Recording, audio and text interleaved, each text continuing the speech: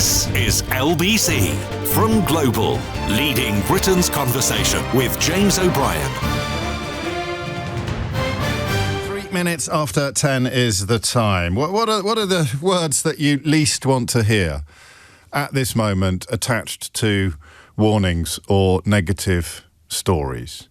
What are the 2 words you would least... If I said to you, I've been reading up on what the beeps have to say, what would be the 2 words that struck the most terror into your heart? I don't know. Maybe you actually should we hold off for a while on revealing what it actually is to see what suggestions you come up with on 84850 for your text, or 03456060973 for the WhatsApps. So I'm reading up. I'm trying to read around a lot at the moment because, you know, what is the point of doing this job if you don't do your very best to understand everything that's going on? But it's a thankless task. It's not a thankless task because it gives you a better ability to explain or understand what is actually going on. But it's a dispiriting task. The more you read, the weirder it gets. Okay, I mean, I'm almost nostalgic for the days when exaggerated claims about the existence of weapons of mass destruction were the only and undisputed rationale for war. I don't mean that the claims were undisputed, perish the thought. I simply mean that the existence of those claims as the rationale for war was undisputed. Why are we going to war in Iraq? Well, they are led by a terrible man. Yeah, but loads of places are led by terrible men. Yeah, but they don't pose a threat to us. Does he? Really? Saddam Hussein? Yeah, absolutely. Seriously, man. Weapons of mass destruction. Seriously, dossiers, all sorts. So that was the undisputed rationale, albeit one that turned out to be false, for going to war in Iraq. I cannot believe I am nostalgic for the days when we were simply misled.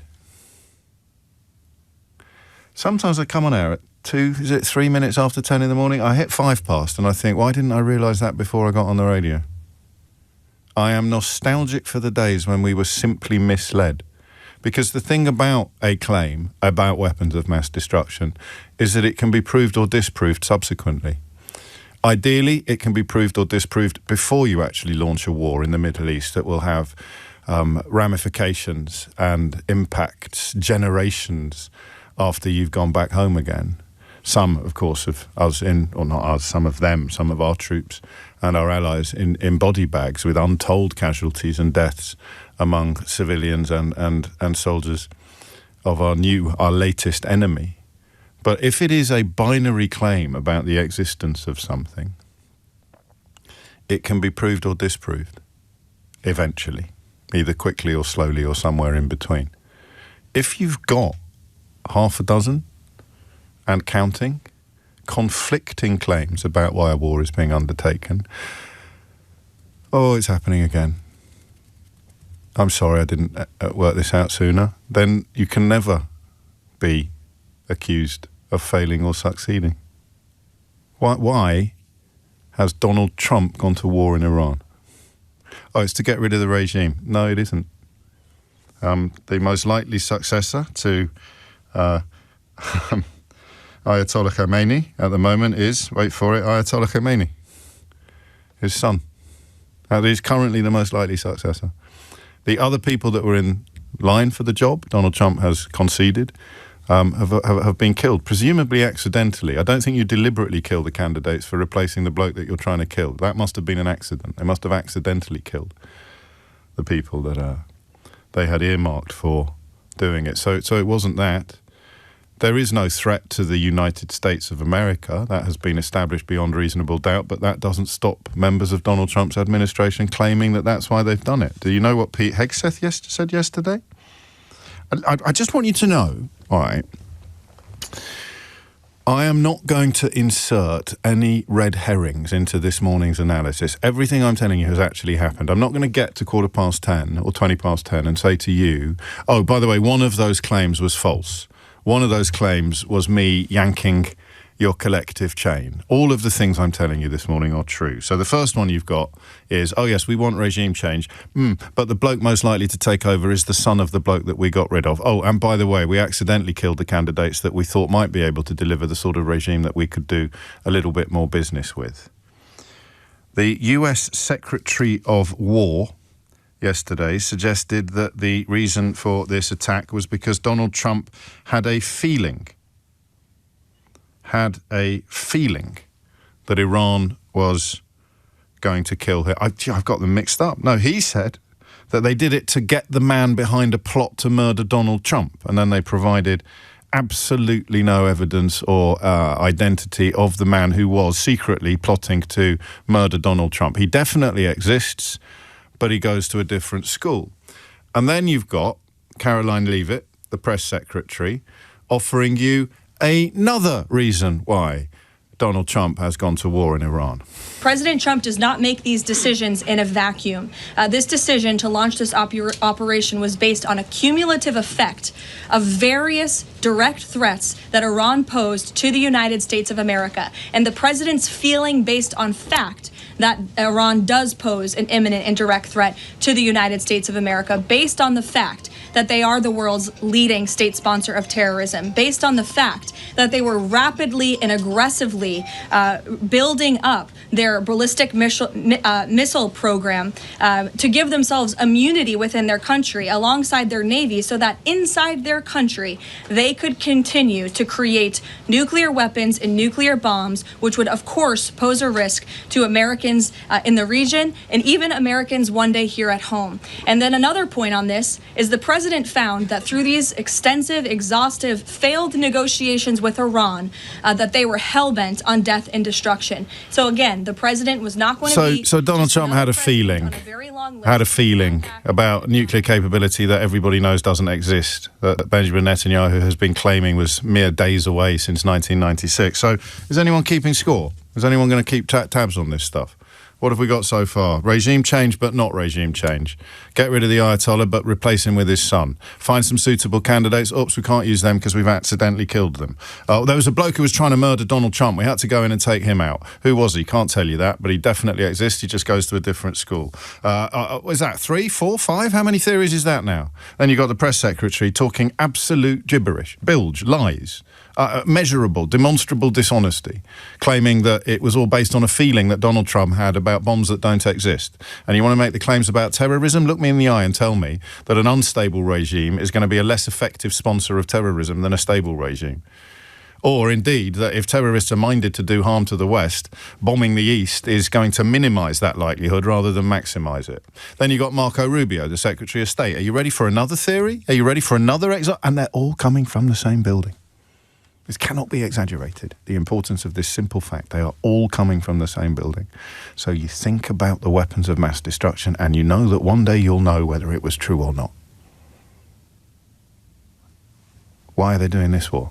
You will never know. And that, I'm afraid, is the point. Here is Marco Rubio trying to unsay something that he said on tape the previous day.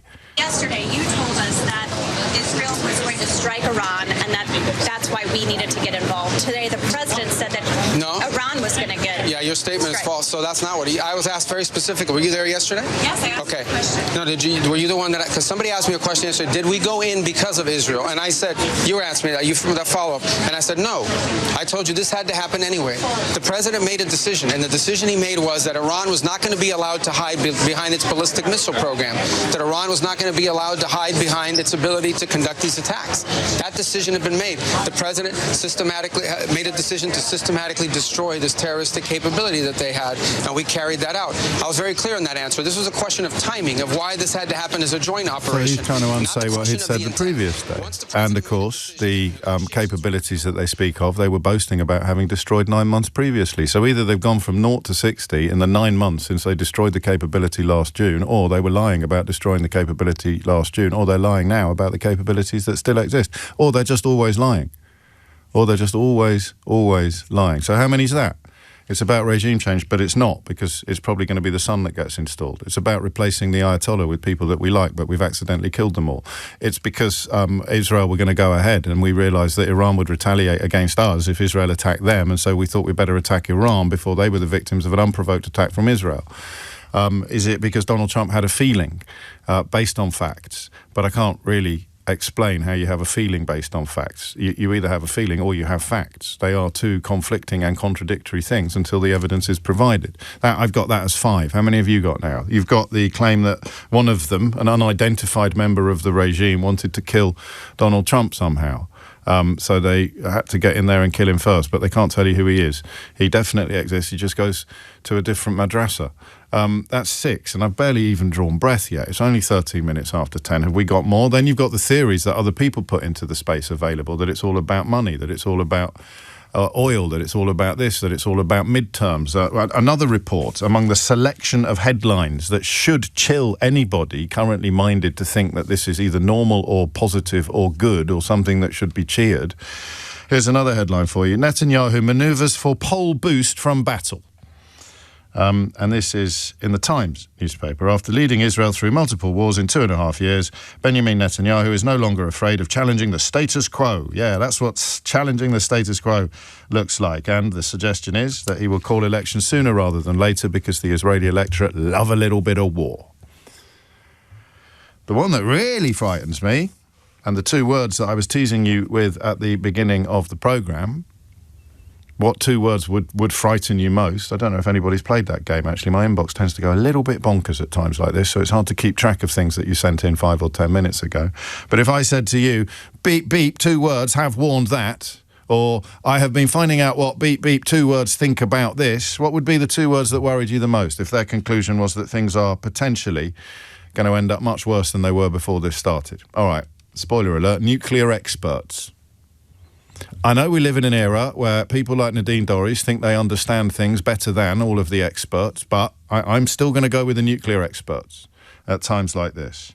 And nuclear experts are warning that the US-Israeli onslaught against Iran runs the risk of backfiring and driving the regime towards making a secret bomb, a bomb that it doesn't currently have, but which is being offered up as the rationale for attacking them by countries that are currently attacking them. And there are, remember, only 2 countries currently attacking them. There is no coalition here like we saw in Iraq. So that's 7, 8, 9. How many have you got? How many have you got? How many reasons why Donald Trump has gone to war in Iran have you currently got? And the bit that I missed is that is the point. It's always the point.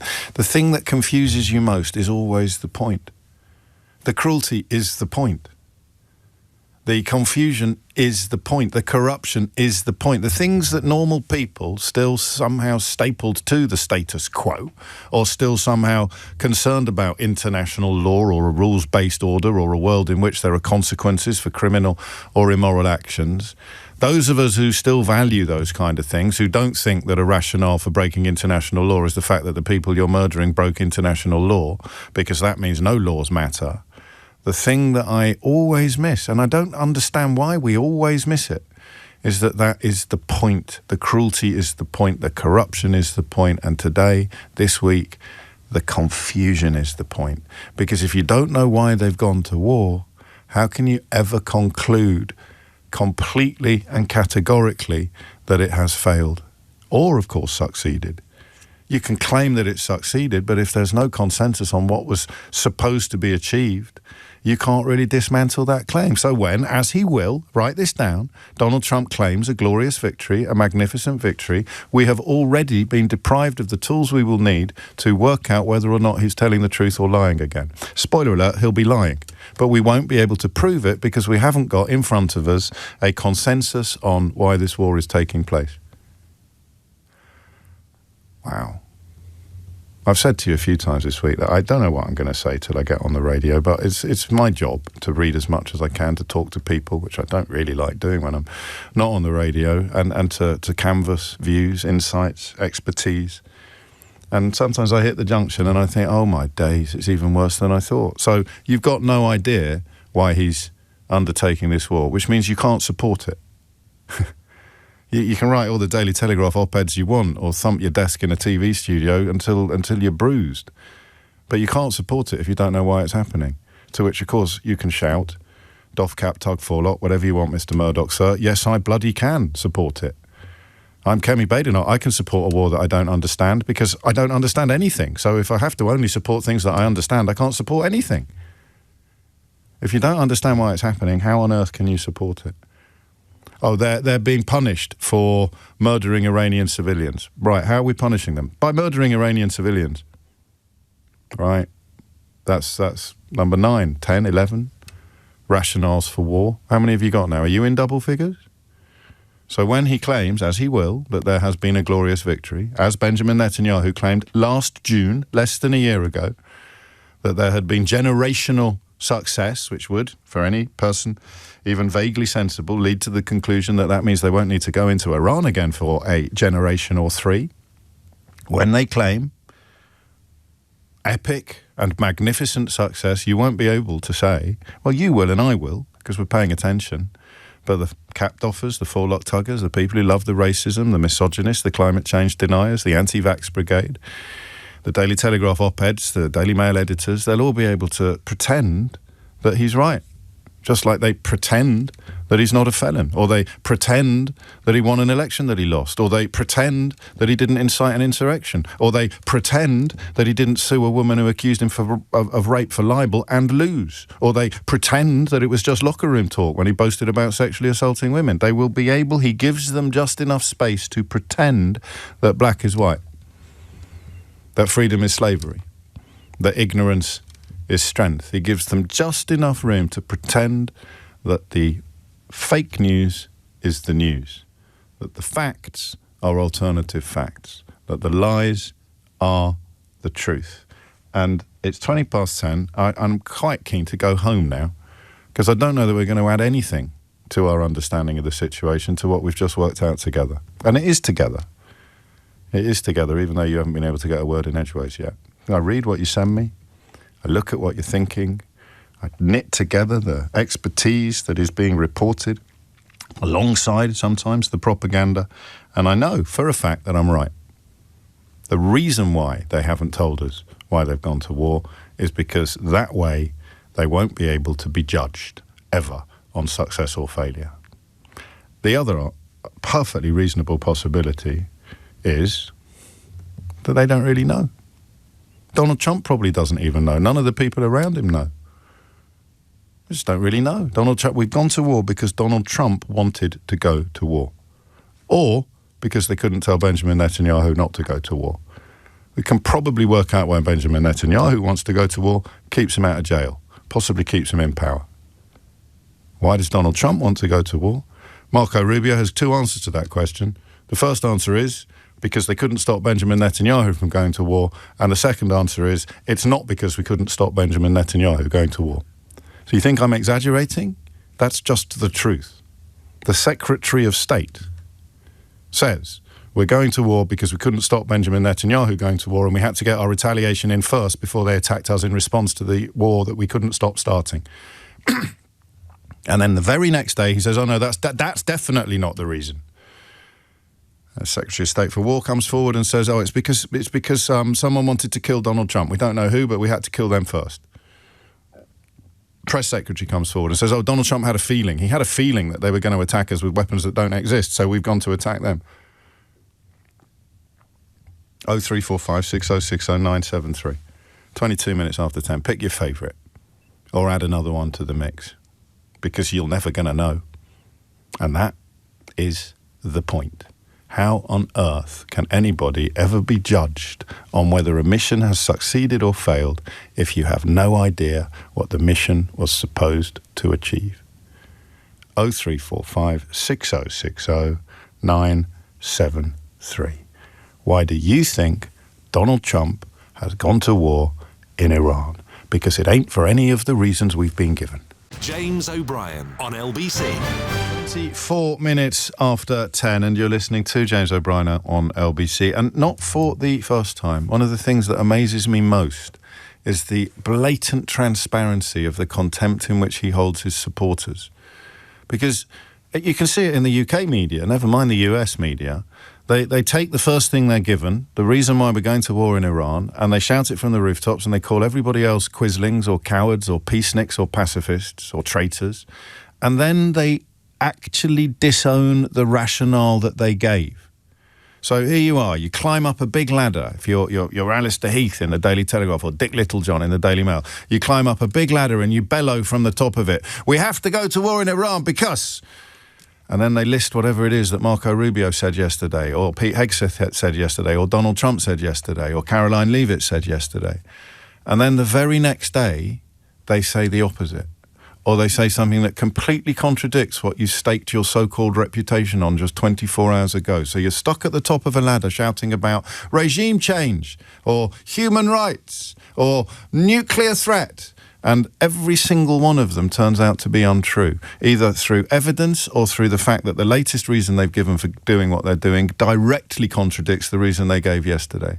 And instead, and this is the great mystery of the political and commentating classes, instead of just saying, oh boy, we all make mistakes, I can't believe I've just made one this big again, they pretend it never happened, they double down, and in most cases they'll start shouting the completely contradictory rationale that's been offered up 24 hours later after the last one they were adamant provide a justification for a war. I mean, come on. Rewind this, listen to it again, compare it to what anybody else is telling you, and show me the flaws in the thinking. Nobody knows why this is happening, and every reason they give falls apart, usually within 24 hours. Max is in Abu Dhabi. Max, what would you like to say?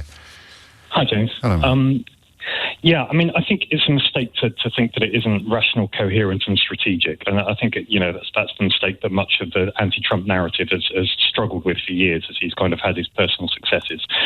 In terms of the reasons, I mean, the number one overarching reason, it removes the constant existential threat that exists to Israel. It's a major ally in the region. Putting the sun in charge. Well, no. So I don't think that's the end game that they would consider. What's the end game, and why won't they tell us? I think they've actually numerous times given hints and almost directly said the end game. I think the end game for them is regime change, but it's without. They've categorically said that it isn't. They said yesterday that they would welcome boots on the ground, but not American troops. No, what I'm saying is I don't think it's the Americans' end game to have boots on the ground. I think it's the opposite. They definitely don't want boots on the ground. So what is the end game? I think it's regime change. But they've said it isn't regime change. But they've also said at the same time, whether it be Hezbollah, so you're whether just it be picking Trump, your favourite then? No, wait. They've said numerous times that they want the Iranian people to rise up and take control of the country themselves. Yeah, well, no, they've said they'd help the Iranian people take control of the country themselves. And they've also said that they wanted regime change. And they've also said that they didn't want regime change. And they've also said they had candidates in the current administration that they favoured to take over, but they accidentally killed them. And they've also said that they could probably do business with the last Ayatollah's son. So I'm just intrigued by, and I don't want this to sound rude, Max, but where do you derive your confidence from? Because everybody else can see 10 options that are all contradictory, and you sound quite confident that the one you prefer is the right one.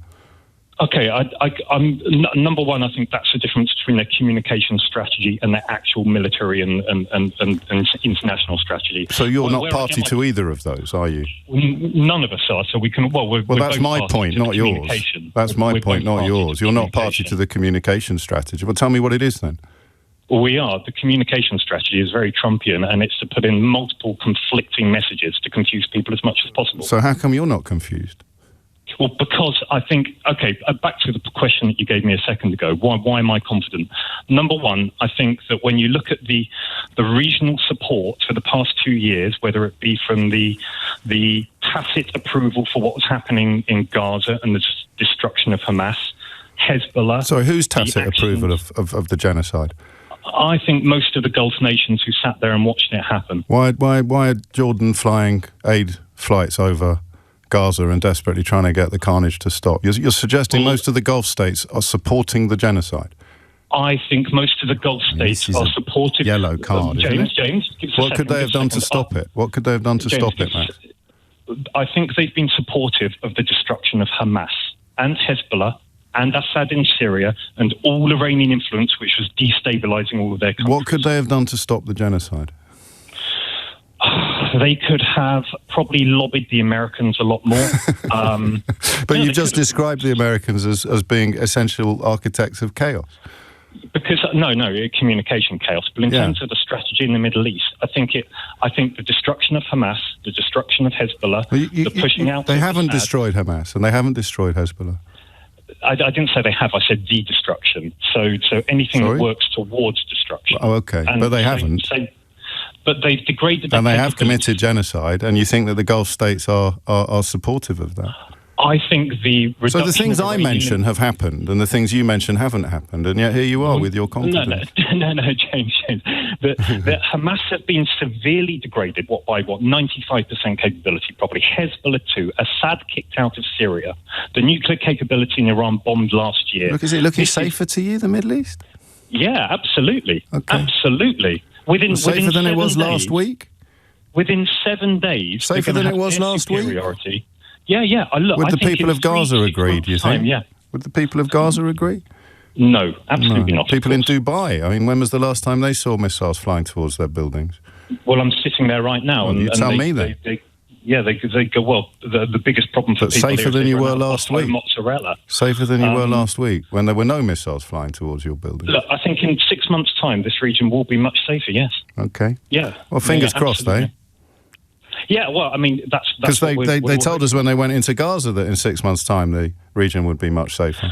Yeah, okay, but I'll throw this back to you then. Do you genuinely think that the past 2 years of actions across Hamas, Hezbollah, Syria, Iran, do you think that it hasn't been done without the awareness and approval and the arming and stocking of all of the nations within this region? I absolutely believe that many of the regimes in the Middle East are utterly disgusted by what has happened because they understand the generational threat to their stability that will be posed by the radicalisation of countless generations of Palestinian people by the genocide that's been inflicted upon them. Do you think that to Saudi Arabia... I've answered your question. You're not really answering mine. Turkey and Egypt You're not really answering mine. Why have you picked... of all the 10 options that are given for why Donald Trump has gone to war in Iran, why have you picked this one? Because I think it suits the overall long-term strategic agendas of the Gulf nations out to Egypt and Turkey and to the USA. Wow. And Donald Trump is the rational, honest... upstanding, decent leader that is going to deliver this. Who's going to deliver this gold-rimmed I probably agree dream. with one of those words. I think he's rational, but not honest and not decent. Yeah, but hey, let's go to war with him, eh? 10:32 is the time. Lottie Morley has your headlines. James O'Brien on LBC. It's 10:35. I guess, as we just demonstrated, just pick your favourite theory and then probably abandon it as and when this ends, and unless, of course, there is a highly unlikely outcome that they have somehow brought peace to the Middle East, which is what they promised to do when they invaded Iraq, and it's what they promised to do when they invaded Afghanistan, and it's what they promised to do when they bombed Libya. I mean, I don't know how you cling to the idea that that is a... how would you describe it? A viable plan? When all of the evidence of the same plan in the very recent past is so utterly damning. You also, of course, have the promise that Donald Trump campaigned on, which was that they wouldn't be getting involved in any wars in the Middle East. So, your support for this one hinges upon the fact that, oh, no, I knew he was lying then. I supported him because I knew when he said he wasn't going to get involved in any wars in the Middle East. I knew that he was. So he's definitely the guy that can be trusted. So you've got the precedents of bringing peace to the Middle East. You've got the absolute contradictions not only of his own previous policy statements, but also of his very recent rationales for doing it. And you've got this, I don't know what it is, this sort of forlorn hope that somewhere in the middle of all those conflicting and contradictory statements lies the one you like. But when Donald Trump claims victory, it will not be for any of the reasons that have been given so far, because he hasn't given any reason that is feasible, plausible, or achievable. Liz is in Horsham. Liz, why is he doing it? Ego, I think.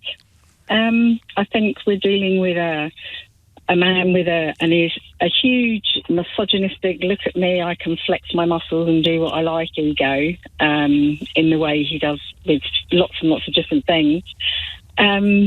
And I'd love to know, does he know why he's doing it? It's just, I think he's a very dangerous man who is all important to himself, and he thinks he can just traipse over whatever he wants, and he's entitled to. And I don't know how. Then why now? Then why is he doing it now? Because he can. And Iran's done nothing since the last attacks that escalates the situation there. Do you see what I mean? They've done nothing that provides a bigger rationale than they had last June when they achieved peace in the Middle East, when they achieved a generational victory. So why now? I have absolutely no idea. That's the point, isn't it? I think that's what we all struggle with. We hate having absolutely no idea. Even if you've been given a reason that turns out to be false, as we were with weapons of mass destruction, if you're given a dozen conflicting and contradictory reasons, you either have to support it without thinking, or by marrying yourself to some relatively fanciful notion of Donald Trump delivering peace in the Middle East, or you stop asking questions at all and just shout loudly about how supportive you are of the whole thing. Yeah, I really struggle to support him in anything, really, because I think his ego just gets in the way, and I'm Donald Trump. I can do whatever. And no one mentions 2018. I mean, in the context of what would be the vaguely rational end game in terms of peace, Trump withdrew the US from the nuclear deal in 2018. I think probably simply because it had been signed by a president he didn't like, and then the whole thing collapsed, and Iran ramped up work on uranium enrichment and other aspects of the program. So there's another question that you add to the list.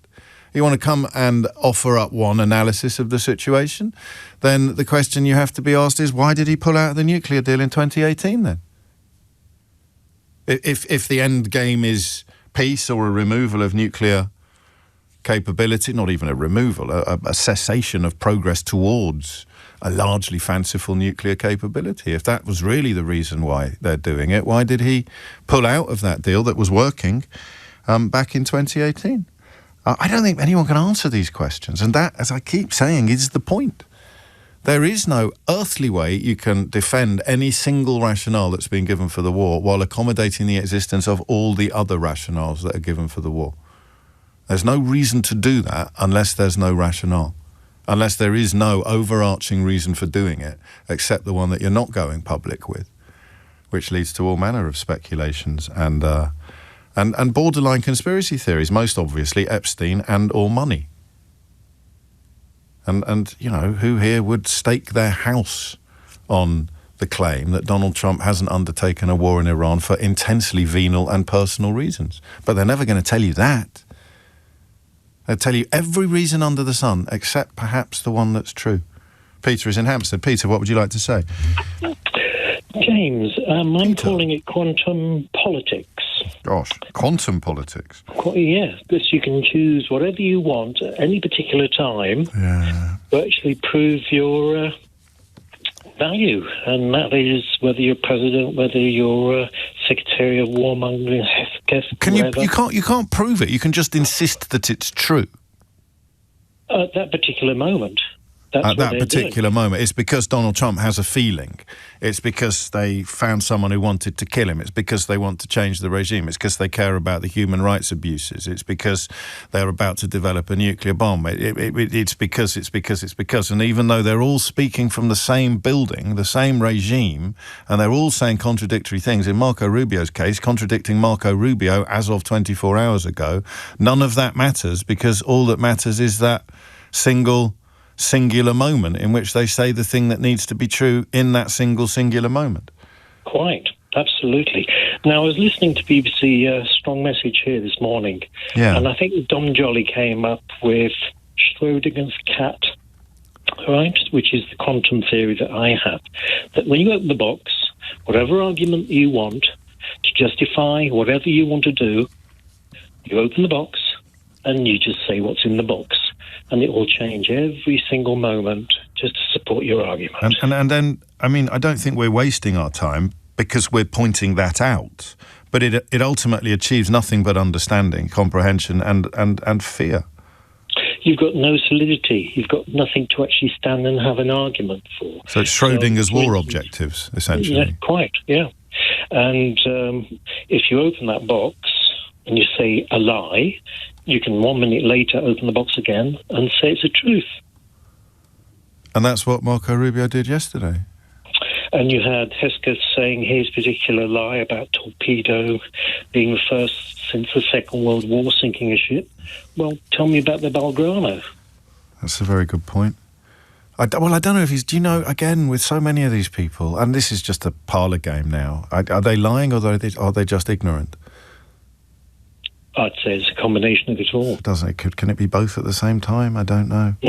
Now, this point about preemptive strike, for instance, if they're, for instance, lying and it's against, let's say, international law, now what would happen if eventually, as we think will happen with AI, all law will be controlled by AI, because it's all written down in the rule book. But if you want to change the rule book, AI will be the considering factor on your decisions for the future in Schrodinger's war box. What is achievable and what is not achievable, and it's not about the objectives of the war, it's about how much of the public you can persuade to go along with whatever it is you're doing, regardless of whether or not the rationale that you're offering up is accurate or not. So, I mean, I didn't write down the list of reasons we were making, but apart from the first caller, Max, the idea that you can accommodate all of them in any analysis is clearly pie in the sky, or you can do what he did, which is just to pick the one you like with no real evidence for it and insist that that is the real reason. And cross your fingers and hope that the reasons given for Iraq and the reasons given for Afghanistan and the reasons even given for Libya are the real reasons why he's doing this, and that somehow Donald Trump is possessed of diplomatic and military skills that will exceed all of the leaders that failed in Iraq, failed in Afghanistan and failed in Libya. And that brings me to the second thing that interests me most at the moment, which is the personal depravity of Donald Trump, and whether we shouldn't be factoring it in so strongly to these conversations and these decisions. I will struggle to see how you can make that argument, but I'd love to hear it. I don't think I obsess about how awful he is, because it should obsess everybody that men are starting wars on the say-so of somebody who is so obviously venal and so obviously depraved. Even if you confine yourself to the things he has admitted that he does, as opposed to the things that he has lied about, like being exonerated by the Epstein files. This is a man who represents the very antithesis of any value system. The very antithesis of any value system. You want to talk about a Christian value system, then read the 10 Commandments and apply them to Donald Trump one by one and get back to me in a couple of minutes. So the personal depravity of Donald Trump means that even if you could be persuaded that one of these 12, 13, 14 reasons given for the war in Iran was the correct reason, and that is actually what they're secretly trying to do, who could possibly believe that Donald Trump is the man to do it? That's the bit I, perhaps, outside of wars, struggle with most. How much more evidence do you need that you can't trust this man? I was talking to Anthony Scaramucci the other night about Donald Trump, a fascinating man who's got a brilliant book coming out in September. I say brilliant, I'm only about 50 pages into it. It's brilliant so far. And he had an explanation that was at the same time familiar and illuminating about exactly what explains that part of Trump's emotional appeal. And I'll share that with you after this. James O'Brien on LBC. It is 10:49. I've said it before, but I'll say it again. Sometimes it seems as if the only thing you can say with any certainty about Donald Trump's activities on the world stage, his international conduct, is that Vladimir Putin will like it. At first glance, you might think, well, hang on, Iran and Russia are allies. But how much attention is currently being paid to Russia's illegal war in Ukraine? We're all too busy talking about Donald Trump and Benjamin Netanyahu's probably illegal attacks upon Iran. Probably not definitely. Good piece by Jeffrey Robertson in one of the newspapers today about why there might be a legal justification for these attacks, but it is not the one that has been offered up by either regime in Israel or in the United States of America. So the only thing you can ever say with any confidence is that Vladimir Putin won't object. Another report in one newspaper today about how China are pretty relaxed about all this as well, despite also being nominal allies of Iran. So we don't know why he's done it. And that, I think, is the point. On the subject of the possible peace in the Middle East, reports coming in the last few minutes that the IRGC are claiming to have hit a US tanker and 6 people have been injured in Abu Dhabi, which, of course, is where our first caller was ringing from. 6 people injured in the last few minutes by debris there from a drone. I don't mean this to sound trivializing, but Iran's capabilities are comparatively pathetic. So some of the drones that they're sending into the sky are effectively antiques. There was some controversy either yesterday or the day before about the amount of money the missiles that the RAF are firing to take down drones that cost tuppence halfpenny, cost the Ministry of Defence, cost the British taxpayers. So that's relevant. It's why, as with Hezbollah actually, in Lebanon, they will fire things towards Israel that actually do no damage at all, and Israel will respond by killing hundreds of people in Lebanon. But they're still firing them. So, and one of them will work. One day is the hope of the people firing them. So you again have this horrible, this hideous nuance whereby you fire something largely ineffective, but it is still frightening and might be effective one day. And you provoke, by doing that, the single most powerful and expensive military capabilities that the world has ever seen. You bring them down upon yourself by launching glorified fireworks into the sky. I don't know that it can be any different. If you don't want to bring it down upon yourself, don't launch the glorified fireworks into the sky. To which Iran might respond by saying, this time, well, we didn't. No, but you did murder loads of your own citizens. Yeah, but we've always done that. Why are you attacking us now? And that's the question no one can answer. Why are you attacking us now? Liz is in Stirling. Liz, what would you like to say? Hi, James. Hello. I think the thing here is that he's not declaring an objective. He's putting up a lot of fog about what the objective is because he wants to stop operations at some point and declare a victory. And he can only do that if we don't know what the objective is. And in the meantime, all of us thinking about what the objective is. Well, we're not talking about the Epstein files, are we? I wonder when my pendulum swung on this, because I used to be allergic to dead cats, Liz. I used to need weapons-grade antihistamines before I could deal with dead cats being brought up on the programme, because it seemed like a simplistic answer to a complicated question. Why are they doing this? To distract attention from that. But I don't start sniffling or sneezing anymore, because it's not going away. He's lying about it. You can always tell he's worried about something by the strength of the lie that he tells, and to claim that the papers that have been released completely exonerate him is a lie that's visible from space. But I mean, even a year ago, maybe, before the second term got underway, the idea that he would start a war in the Middle East and the unknown numbers of casualties that would ensue, rather than simply do what he said he was going to do when he was campaigning to become president and release all of the Epstein files, I'd have gone, no, come off it. Nobody's that unhinged and or depraved, but they are, aren't they? They are, and I don't think he doesn't care about the dead people. He doesn't care that, schools have been bombed and what have you. Excuse me, madam. You're speaking about the recipient of the inaugural FIFA Peace Prize. How stupid of me. I'm so sorry, James. My first appearance, such an own goal. I'm so sorry. I'm going to cry. Who here would want to accuse the recipient of the inaugural FIFA Peace Prize of being callous, uncaring or cruel? Guess who said this?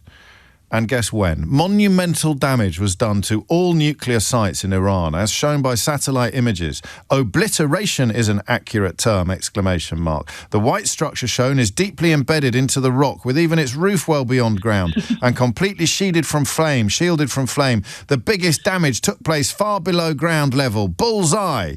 And this appears on an official document that opens with the sentence, "The world is far safer after President Donald J. Trump's highly successful, decisive precision strikes against the Iranian regime's key nuclear facilities."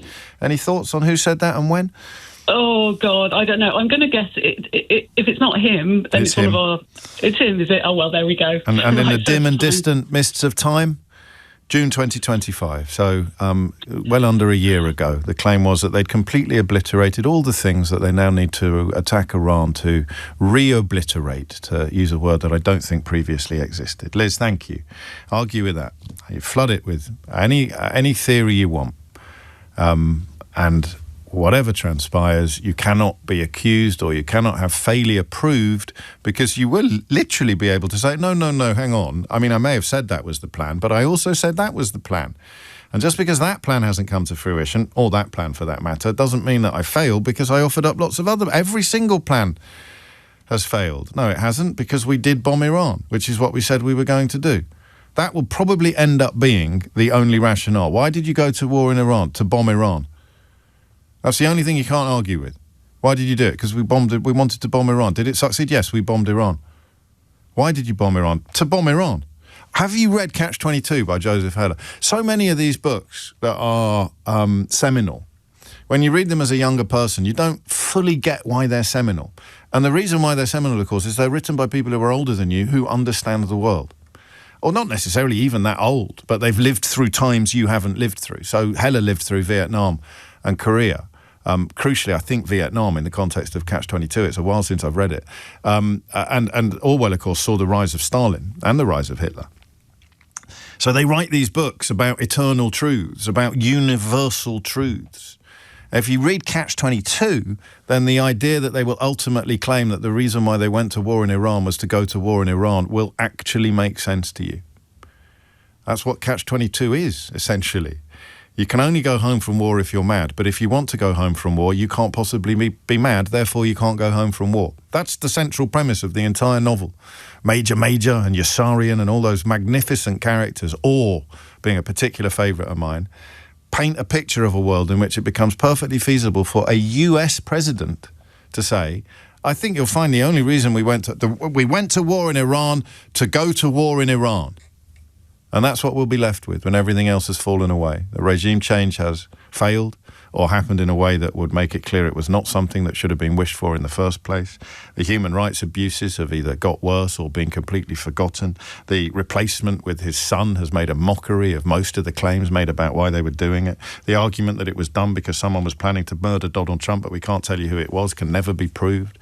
The fact that this war was started because Donald Trump had some feelings, vibes, the world's first vibe war, will be conveniently shoved into a bottom drawer, and all you'll be left with is the war was a success because the war was designed to be a war. Teresa is in El Paso in Texas. Teresa, what would you like to say? Good morning, James. Hello, So I'd like to give you some insight as to how the voter in the United States is moving that might answer your question as to why we're bombing Iran now, since, as you pointed out, they've been killing their people for years. So there's a big movement here, especially with the younger voters, very angry about the slaughter in Palestine. And so some voters are being targeted and making sure that they do not vote for politicians who are Zionists, who take money from AIPAC, American Israeli Political Action Committee. And so you're seeing some politicians who are not Zionists get elected to positions here in the United States. So, for example, we just had our primary in Texas yesterday. The runoffs will be in May, and then the general will be in November. That's important to your question because there's going to be a change in Congress in November, and we're going to try and get in people who are not Zionist. I'm just going to qualify your use of that word, because I mean it was, I think Oscar Wilde said that we're two people divided by a common language. So I think you're using it to describe people who would never really be able to criticize any action by any Israeli regime or administration, people who are comfortable or supportive of the genocide in Gaza. We often use it simply to mean somebody who believes in the right of the modern state of Israel to exist, or like me, somebody who believes that it's a historical necessity that the modern state of Israel exists, but not. It covers both, James. Yeah, okay. It's both at this point. Yeah, but I don't think United States. Many people listening to this have got a problem with the second definition of Zionism. Very few people would not want the modern state of Israel to exist, but most people listening to this will be wishing that they hadn't just done a genocide. I think the way it's being used here is we have politicians who believe that Israel is first. Yeah. Okay, so that's what I just wanted to clarify. That's chiefly what you mean by that word, which isn't necessarily... That's why it's a tricky word these days to use, and not, of course, entirely by accident. So how does this How does this garner support for that position? How does this attack on Iran perhaps boost support for that position? No, it doesn't. Right. So what happened is, Netanyahu's basically been parked at the White House since Trump has been in office. He's been here, I don't know how many times. Yes. He might even be here now. And so it's obvious to us that he's lobbying Trump to do something to Iran. And before there's a change in Congress in November. So this explains the timetable. Right. This is their last chance to do what they want to do unfettered, is the way we see it. And so he goes in, he bombs Iran, he gives whatever answer. We did it because we needed to. We did it because Israel was going to do it, and so we had to help. Or we did it because they chant death to America, death to Israel, which they've been chanting since 1979. I mean, whatever. He's just throwing it out there. But the reason is because Netanyahu said so, and this is prior to the changes that are going to occur in Congress. But if he doesn't need congressional approval to do anything, and the Senate backed him up on that yesterday, of course, where does the sense of urgency come from? If he's not going to secure Congress? Because James, he might need it in after November. There might be such a change in Congress after November that we might actually have representation. We might actually have. So it's now or never. Right, now or never. Not necessarily now or never, but a big enough possibility that it's now or never for it to have to be now. There's such an urgency in this. Yes, there is, and isn't if you there? follow what I'm telling you, it'll be clear. It's so clear. Thank you, Teresa. You're welcome. It is. Bye-bye. It is. We're getting a lot of business, for want of a better word, in the United States of America at the moment. Simon Marks turning into a superstar over there. And when you look at the state of the US media, you can understand why. You really can. And that's reflected by the number of people from the States. In fact, we've topped and tailed that hour. The first call from Abu Dhabi, shortly before, 6 people are injured in a downed drone scenario. And the final call from the heart of Trump country in Texas. It is 11:03. James O'Brien on LBC. 11:06 is the time, and of course there's another rationale for why Donald Trump is at war in Iran at the moment that we have omitted from the first hour of the programme, but we did cover it on yesterday's programme, and that is because God wants him to be there.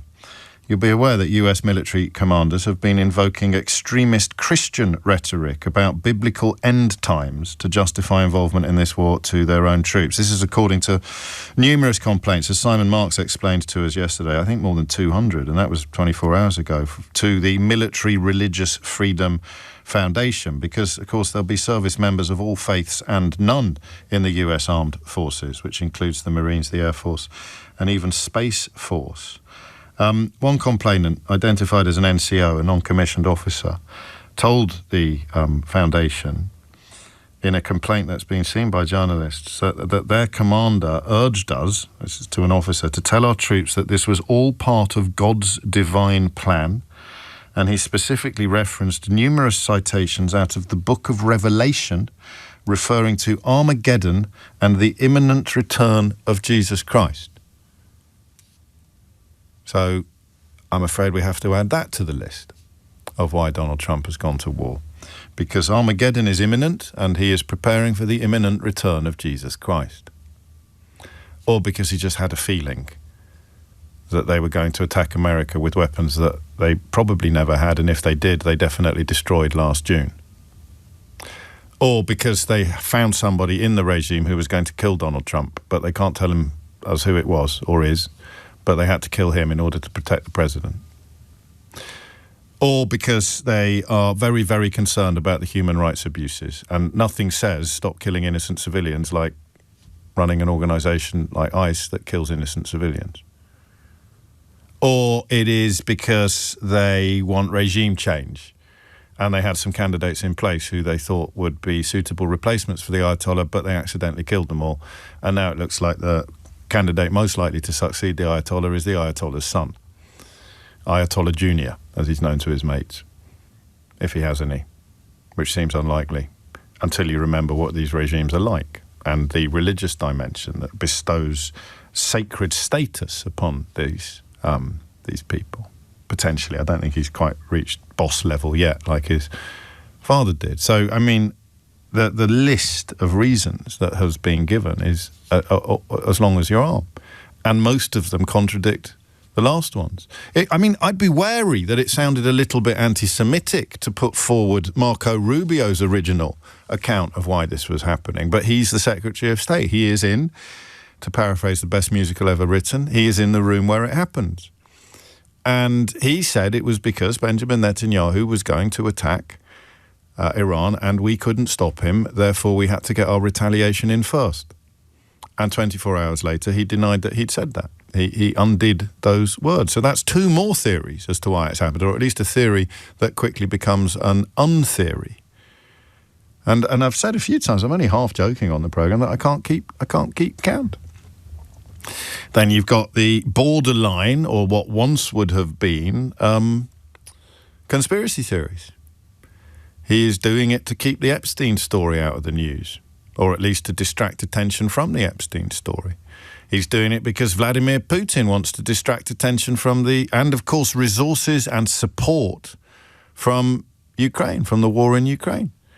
The maddest one of all, perhaps, and yet, again, would you really bet your house against it being true that there's some massive kickback? Just a question, I'm only asking questions.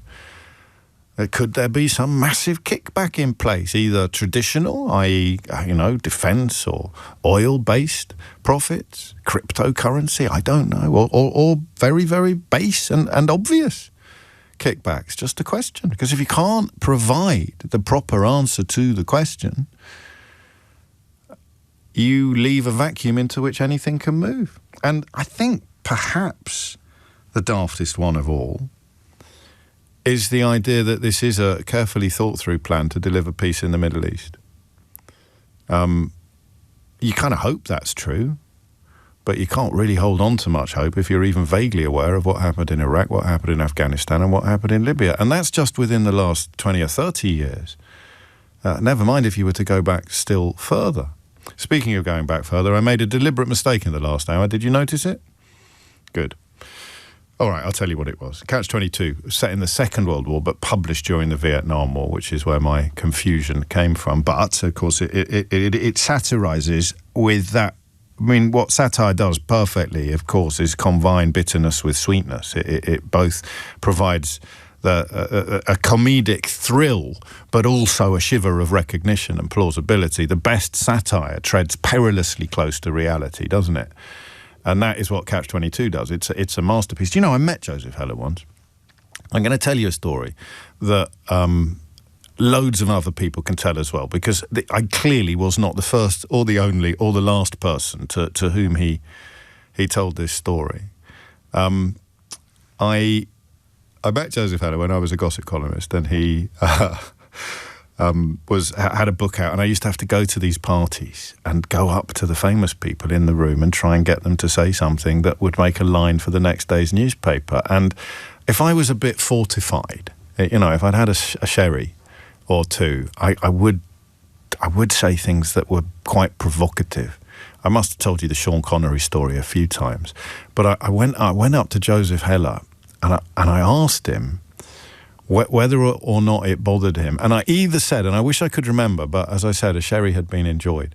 I either said whether it bothered him that none of his subsequent books had been as successful as Catch-22, or none of his subsequent books had been as good as Catch-22. I hope I said successful, because that would be a measurable statistic, wouldn't it? Whereas if I'm saying none of your subsequent books have been as good as Catch-22, that makes me a really priggish little oik. So I really hope I said successful. So I march up to Joseph Heller, the author of Catch-22, and I say, Mr. Heller, James O'Brien, the Daily Express, do you have a couple of moments? Yeah, of course I do. It was Welsh. And I said, I just wondered, I'd have gone in with a couple of soft ones. Are you having a nice time in London? How long are you here? Have you been, do you have favourite spots? Maybe get a couple of lines out of that. And then I'd say something like, does it bother you that you haven't written a book you haven't written another book as successful as Catch-22? And do you know what he said? He said, no, because nobody else has either. And I just thought, and there's no way that was a new one, was there? There's no earthly way he hadn't said that before. It was, because he said it with such a charming smile and such a disarming manner that I just floated out of the room. I just, well, to the other side of the room, probably for another sherry. I just thought, that is such a cool dude over there. Does it bother you? You've never written a book as successful as your first one. No, because nobody else has either. I don't know whether that's technically true or not, but it's not far off the mark, is it? What have you got from that era? You got Catch-22, 20 years previously, you've got Catcher in the Rye. I mean, the great classic. You've got a couple of Hemingways in there probably, but the contenders to be the great American novel, maybe a bit of Updike, he's as good as any of those. Does it bother you? You never wrote another book as successful as your first one? No, James, because nobody else did either. Wow. That's amazing. 11:15 is the time. A little bit of light relief for you. Rather more light relief on the way at 12 noon because it's Thursday, which means Mystery Hour will be upon us. Cam's been in touch, so you've told this story before, James. Well, it's not my fault you've got nothing better to do, is it? A lot of people have just heard it for the first time, Cam. Have a bit of grace. I don't know if you're ready to answer this question yet, or indeed if you'll ever want to, but how do people... And I might mean you on this, okay? So don't just send me rude texts demonstrating the fact that you don't understand anything. Tell me why you don't care that Donald Trump is so obviously awful. I've noticed that the phrase Donald Trump or Trump derangement syndrome has disappeared from all but the smallest vocabularies now, because obviously, you are talking about somebody who is off the charts, unhinged, off the charts, morally corrupt. But how do you leave that at the door? So if Ronald Reagan was in charge, they wouldn't have done what they've done, actually, because he passed a law to outlaw it. Not that that has curtailed Donald Trump in any way. But if George W. Bush was in charge, a man who is getting quite a retrospective rehabilitation, isn't he, in comparisons to Donald Trump.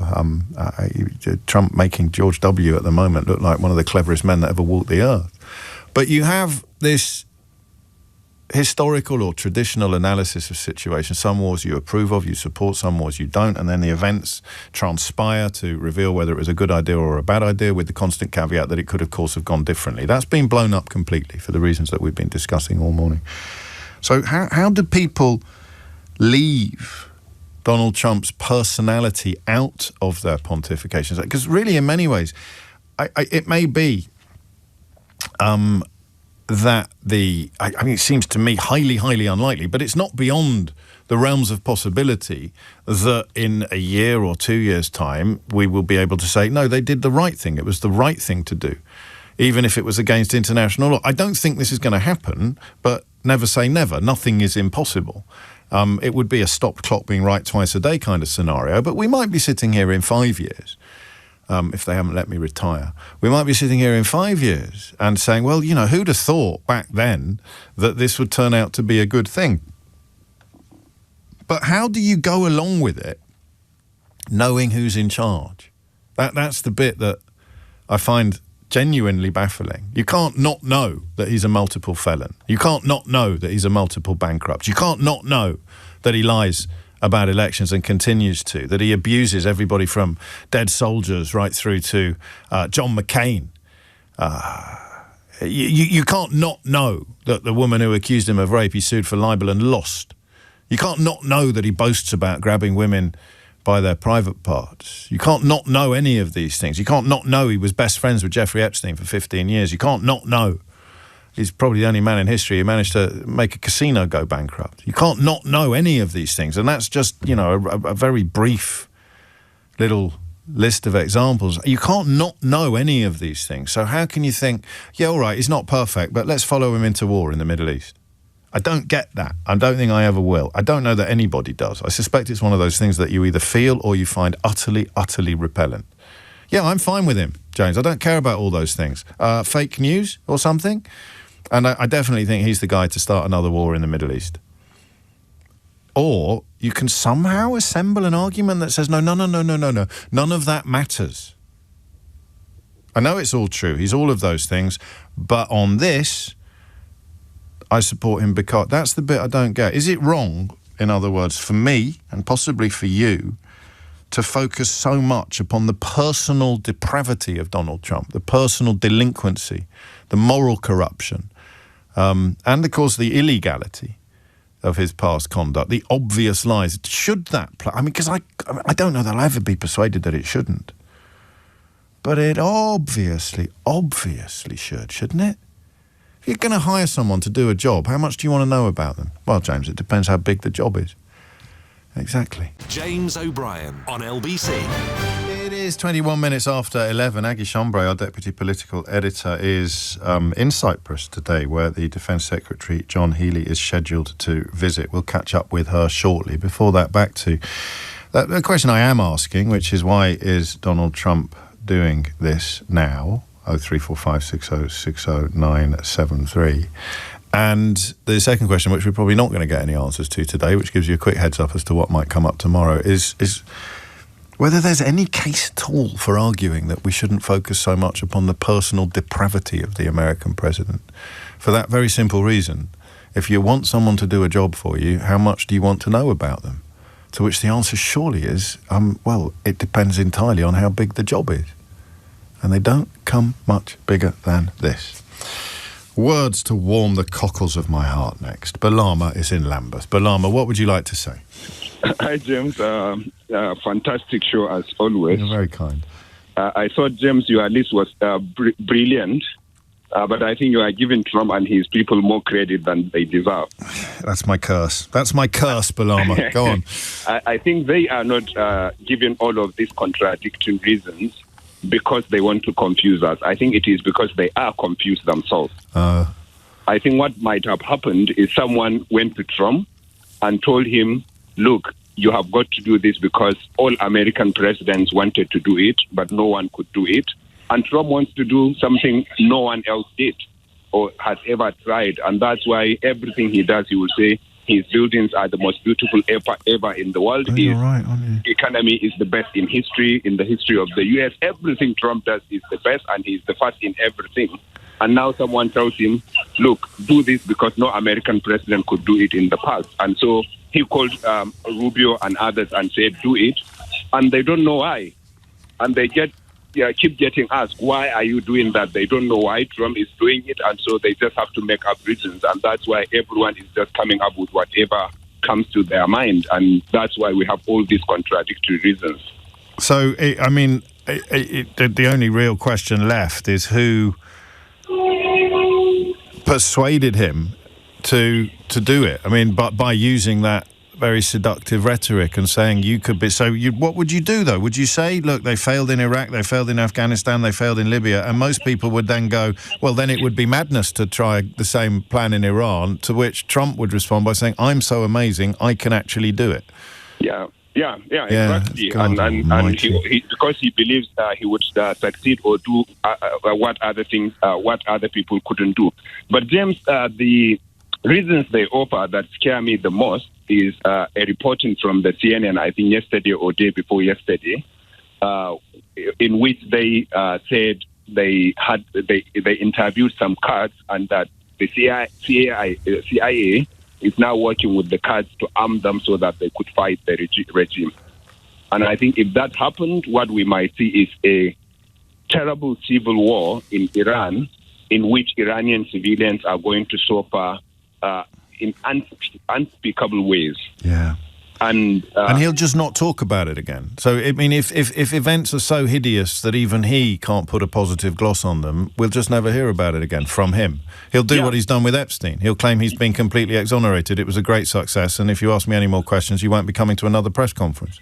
Yeah, and of course, if you keep asking him questions, he will then come up with something even bigger or something as big so that he can detract from that or distract people, and so that no questions will be asked on this.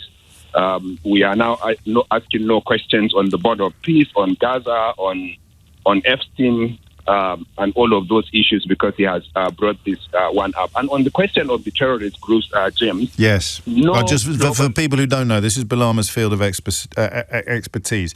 I mean, Islamist extremists in general, Boko Haram especially, but this is extremist groups, things about which you know more than the average bear. Balama.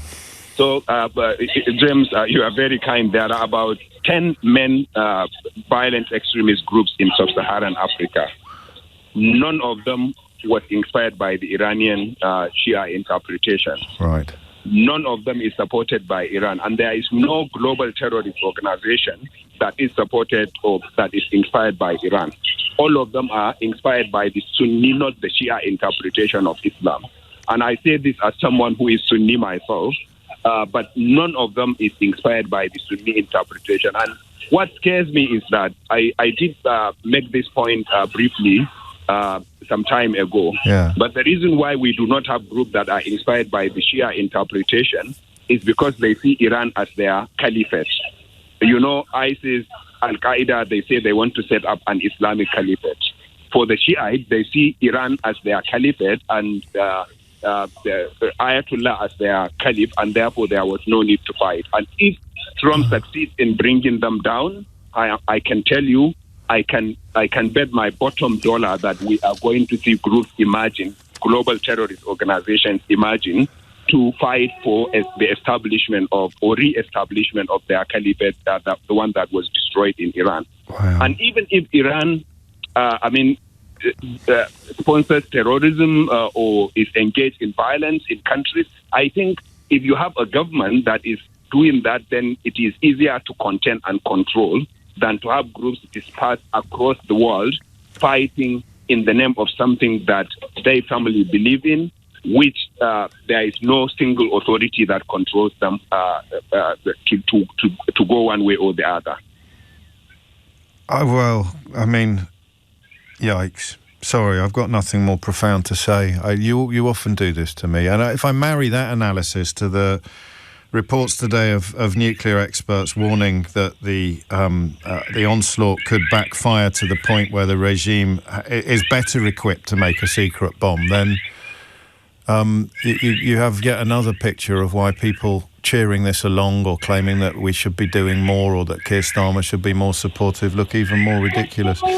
It occurs, I don't know what's going on in the background, Balama, but it sounds very exciting. The final thing I'd put to you is, and you're much more polite than I am, but when right-wing politicians in this country, like Farage or Badenoch, try to create the idea that Keir Starmer is holding back from joining in this attack on Iran because he's worried about the, quotes, Muslim vote, end quotes, in this country, they display a level of ignorance that has to be deliberate, right, of what that means in the context of what you've just reminded us regarding Sunni and Shia interpretations of Islam.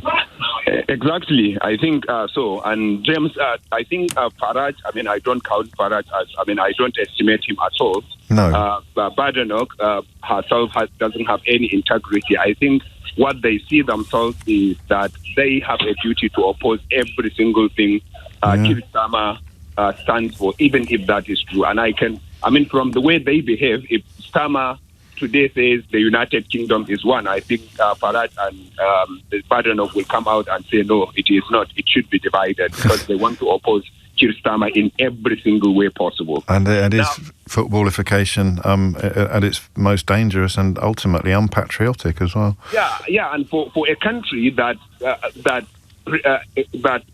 builds itself as a 21st century civilization that is based on the rule of law, for you to be criticizing your leader who says, I have gotten a legal brief that this is illegal, in favor of someone. Have you ever heard Trump say, I have ever referred this issue to my legal team? Trump doesn't even talk about law. He has never referred it to anyone. He doesn't care whether it's legal or illegal. But the Prime Minister here has referred it to his legal team and they said it's illegal.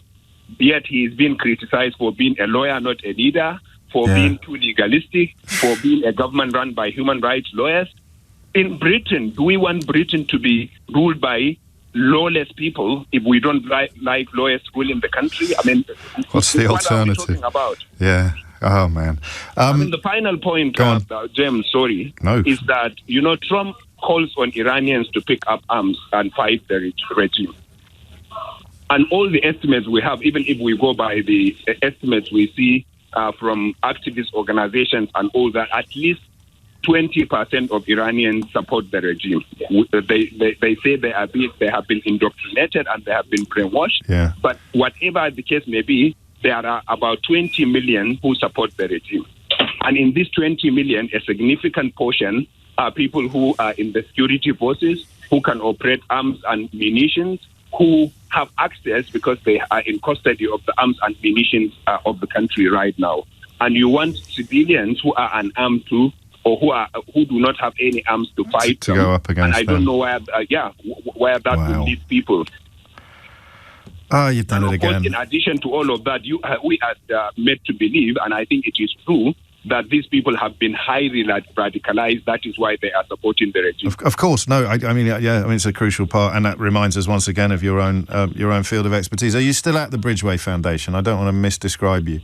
Yes, I am still at the Bridgeway Foundation, continuing to do the work we have been doing. And I'm sorry, I am calling you from a train station. I am calling from Victoria train station because I couldn't resist it. I have resisted you for quite some time, and at least, especially over the last 3 days, but I couldn't resist this one today. Sorry. What on earth are you apologising for? You're one of my all-time favourite callers, not just for me, but also for my listeners. Balama Bukati, currently Vice President of Programmes and Disarmament, Demobilisation and Reintegration and De-Radicalisation at the Bridgeway Foundation, a man who, unlike many of the voices that we're hearing in public discourse in this country at the moment, really does know what he's talking about. And if you'd allow me a brief boast, he's also one of the callers that we get on this programme who get booked as guests by other people, by other broadcasters. And after the news, we got another one of those as well. Lottie Morley's here first with your headlines. James O'Brien on LBC. It is 11:35. You are listening to James O'Brien on LBC. So the mooch, as he's known, and he is every bit as charming as he comes across on various podcasts and programmes, Anthony Scaramucci, who I was with the other night. This isn't like earth-shatteringly new, but his analysis of Trump focuses upon his language of grievance. But those of us who can't quite understand why anybody goes along with him, it's because he is permanently aggrieved. So it's almost like a form of emotional osmosis. Even though the people who've been dispossessed by the deindustrialisation of America and the departure, and this is all in Scaramucci's new book, which is out in September. But even though Trump doesn't give a monkey's about them, he understands grievance because he is grievance made flesh. He is constantly aggrieved, constantly belittled, constantly emasculated, constantly humiliated. He spends his life in a state of permanent humiliation, emasculation, humbling. And therefore, people who have a good cause to feel aggrieved because they're earning a fraction of what their fathers earned for doing the same job, if the job even still exists. They see in him a reflection of their own grievances, even though his grievances are venal and vile, and theirs are justified. I'll give you an example, because as Balama was just talking about Trump's desire to be the biggest or to be the best or to be the first, there are some things in his past that you think must be mythologized. That can't quite be true, can it? And then you check and it is true. So on the 11th of September 2001, a day that doesn't need me to remind you of its significance, Donald Trump phoned a television station in the United States, WWOR, to talk about the day's tragic events. And he talked about being told about the World Trade Center being attacked, to which his response was 40 Wall Street, a building he owned at the time, actually was the second tallest building in downtown Manhattan, and it was actually, before the World Trade Center, it was the tallest. And when they built the World Trade Center, it became known as the second tallest, and now it's the tallest. So in response to the worst terrorist atrocity ever visited upon American soil, Donald Trump's immediate response was to boast about the fact that it rendered his building the tallest in the city again. And it is almost beyond parody for me to tell you that even that wasn't true. So even as you marvel at the depravity and the disgusting nature of his personality, his character, who he is, he was also lying. And you tell me again why we should follow him into war. Or indeed anywhere. Aggie Chambray, LBC's deputy political editor, is in Cyprus, where the Defence Secretary John Healey is scheduled to visit today, and she joins me now. Aggie, what have you been up to? Well, James, I travelled last night with the Defence Secretary from London in a very small RAF jet arriving in Cyprus very late last night.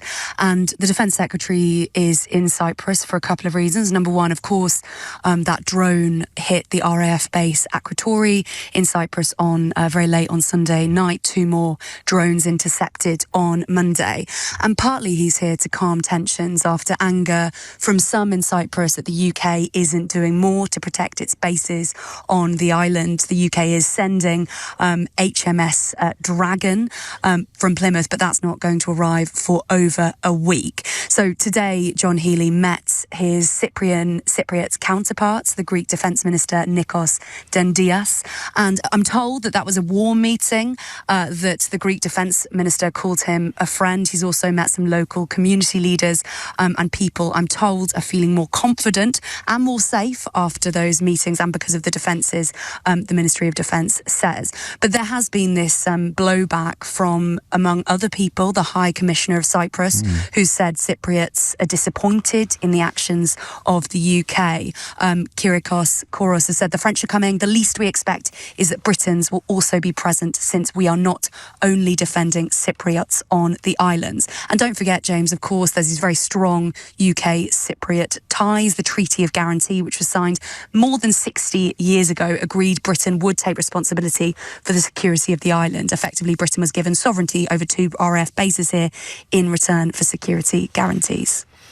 What will we see, do you think, today? I mean, I appreciate there'll be operational procedures in place that limit slightly what we will be aware of or can know in advance. But we'd expect a joint press conference, would we, or something like that at some point? I don't think we're expecting a joint press conference. I mean, I am very much hoping that I will get the opportunity to speak to the Defence Secretary and ask some of those questions. And I can't kind of get into what his schedule is any further than that at this stage because of those security reasons. But it was interesting speaking about that drone, James, as well, because LBC picked up very late last night. And the MOD, the Ministry of Defence, wouldn't say where that drone that hit the Akrotiri base was from. They only said quite recently in the last couple of days that wasn't from Iran. Yeah. But we picked up very late last night that was sent from Lebanon or Western Iraq. And actually, sources have also suggested to us that the reason it wasn't picked up, essentially the reason it hit the base, was because it was so low, it was so slow that it effectively evaded notice. And that's part of the reason they're now sending these Wildcat helicopters that they think will be able to detect drones like that in future. With the Martlet drone-busting missiles, says everybody who's been on a crash course in modern armaments over the course of the last few days, which sadly excludes Kemi Badenoch, who demonstrated some extraordinary ignorance in PMQs yesterday, which other people have explained rather better than I can. Thank you, Aggie. We may talk again. Well, we probably won't, but I'm sure that you'll be on later with either Sheila or Tom Swarbrick, or quite possibly both. Some people are never happy, Christopher says. Please, can you ask your journalists to pronounce Akrotiri properly? They keep saying Akrotiri. Signomi, Christopher. Signomi, Polly. Michael is in Greenwich. Quick introduction. Michael is a former US diplomat whose tour, I think, included Middle Eastern countries, Mike. Yes, it did. James, good to talk to you. Always. What would you like to say today? Well, I was going to paraphrase a comment that was made by an American journalist and historian, David Satter, in another context. But he said that, he had said Russia is easy to understand, but I'll use his language. He said, I would say Trump is easy to understand, but it requires us to do something which is very difficult, which is to believe the unbelievable. Yeah. And most of us are so uncomfortable not knowing that we're willing to seize on any thought, anything that will make us comfortable in the sense that we now know. When Trump's not that complicated, I would argue that he started this war because he had the capacity. Tragically, the American people, us, have given him control over this power, and he's cruel. And so after Iran, when we've seen Venezuela, we've seen Iran, we now have U.S. soldiers on the ground in Ecuador. Yeah. It probably won't stop Iran, and it goes back to who he is. There's no policy. It's not because there's elections coming, and no, this is what he does because of who he is. As you know, as you had said earlier, from Scaramucci's, it's who he is. But that's hard, I think, for most of us to accept, which is to accept. And so everybody builds unbelievable. Everybody builds castles in the sky, whether they are sort of enthralled to Donald Trump or whether they are repulsed by him. We're all potentially guilty of building castles in the sky to fill that vacuum that is already full, and it's full of Donald Trump's warped character. Yeah, it's also, you'd mentioned Joseph Heller, which I think is very useful. First of all, I do have to correct you, if you don't mind. I already did, but you do it again, because you'll do it so charmingly. Yeah, he served in World War II. Yeah, I know. Yeah, it was. But what he said once was, what does a sane man do when, the world's insane? Yeah. Or what does a sane man do in an insane society? And I'm not claiming sanity, but I think that's the challenge for all of us, is when we're faced with something that is so difficult to accept, even though it's simple. I think we often confuse simple with easy. No, simple is often very difficult. Yeah. Well, the first thing you do is recognise the insanity, I suppose, and God only knows what follows. But the people who are in denial regarding the insanity become complicit in whatever follows, potentially. Well, again, I think it's for so long, all of us have sort of had a particular view of who Americans are, who we are, what we're capable of, and we're having to face the reality that we're as capable of anyone else of it's a human condition. It's not confined to Russians or Germans or Chinese leaders. Everybody's capable of witnessing this. The only thing I'd push you on is the timing, because I think why now? Because under that analysis of cruelty and capriciousness, it could have happened at any point. Is there any particular reason why it's happening now, do you think? I don't think so. I think he does it when he does it. It's sort of the explanations he gives, because none of them really make any difference, in the sense that he did what he did because he can do it. And he did it now because I don't think there's any, particular, there's not a lot of policy or even a lot of thought behind a lot of what he does. He is. I'm reminded of a shower head in the bottom of the bathtub that no one can control, and if you try and pick it up, all that will happen is that you'll get soaked as it sprays randomly in all various. Trying to analyse that or predict that bouncing shower head in the bottom of the bathtub is a thankless task. But I guess you have to try, and that's where Joseph Heller came into it. The idea that ultimately we attacked Iran in order to attack Iran. Well, that's it. That's all we need. That's all there'll ever be. Yeah, but again, it's very hard for us to accept. It's impossible. That. It's impossible. I mean, you can accept it now. We don't want to think that we live in a world where that's possible. Well, but if we don't accept it, then it makes it even. It gives him even more power if we don't recognize it and accept it. I couldn't. Well, thank you. Reassuring words. Oddly, even as you describe insanity, because you've given us Joseph Heller. I'll raise you George Orwell. You will not go mad.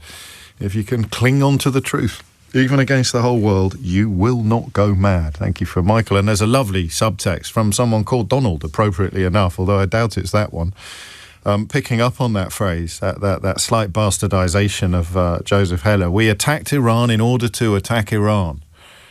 Does it remind you of anything? Eh? Brexit means Brexit. James O'Brien on LBC. It is 10 minutes to 12, and from the original to the Temu version, or the Pound Shop version, a little bit of focus on Nigel Farage, who has suddenly developed an aversion to opinion polls. I don't know if you're aware of this, but they never stop boasting about their lead in the opinion polls. They normally count all the opinion polls that have given them a lead. But it turns out that Nigel Farage actually, he doesn't have any faith or trust in opinion polls at all when it suits him. Mr Farage, according to a Survation poll published in The Guardian today, more than half of Reform UK members believe non-white British citizens born abroad should be deported or encouraged to leave. Do you agree with them? Yeah, and on a second point... Get down the pub at closing time, you can find all sorts of opinions. And it's not a Guardian poll, it's a Hope Not Hate poll, isn't it? No, it's a Survation poll. What is it? Sponsored by Hope Not Hate, am I wrong? No, it was published in conjunction with Hope Not Hate, but it's a poll that's been verified by the National Polling Council.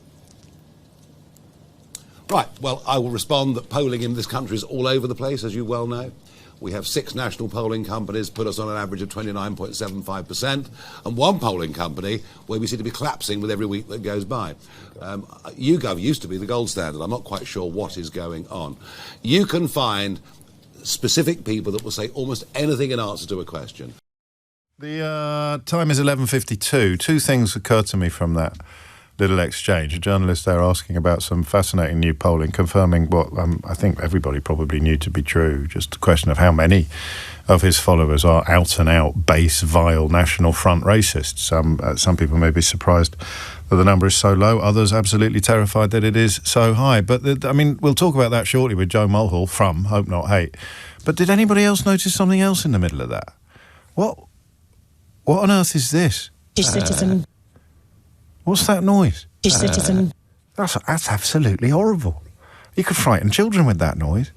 You could literally download that onto your phone and say to your children, if you don't go to bed now or if you don't eat your peas, then this man will be coming around the house. Citizen. It's like a cross between Mr. Burns and sort of, I don't know. I'll go on once more, just because I want to put Joe Mulhall off his stride before he comes onto the programme. Citizen. Ooh, there it is. More than half, Joe, of Reform UK members believe that non-white British citizens born abroad should be deported or encouraged to leave. Farage, as he does with elections that he doesn't like, has done with the poll that he doesn't like. He's attacked the poll in the same way that they attacked the electorate in Gorton and Denton. So a quick word on how it was undertaken and conducted.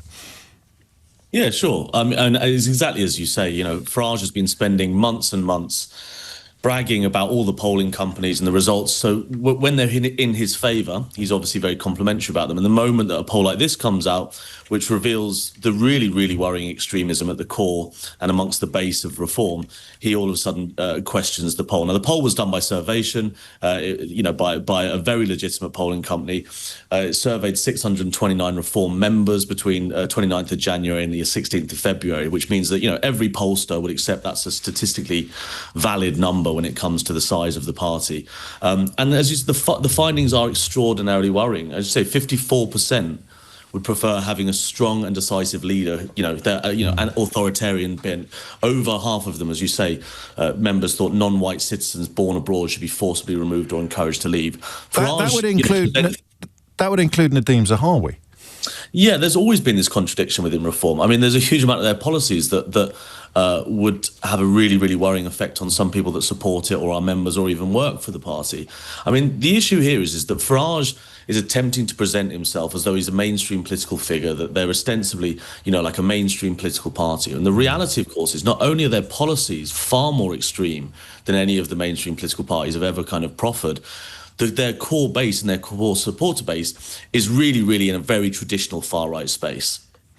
And that's the key, because there might be a lot of people who aren't paying much attention and who are somewhat seduced or attracted by some of the milder extremes of the rhetoric. But the actual core, what we'd call in America the base, the people, I would call it here the base as well, but the people who are sending money to Farage every month or every year, 270,000 of them. This polling suggests that they're quite comfortable with people like Rupert Lowe and Tommy Robinson, Stephen Yaxley Lennon, the serial criminal.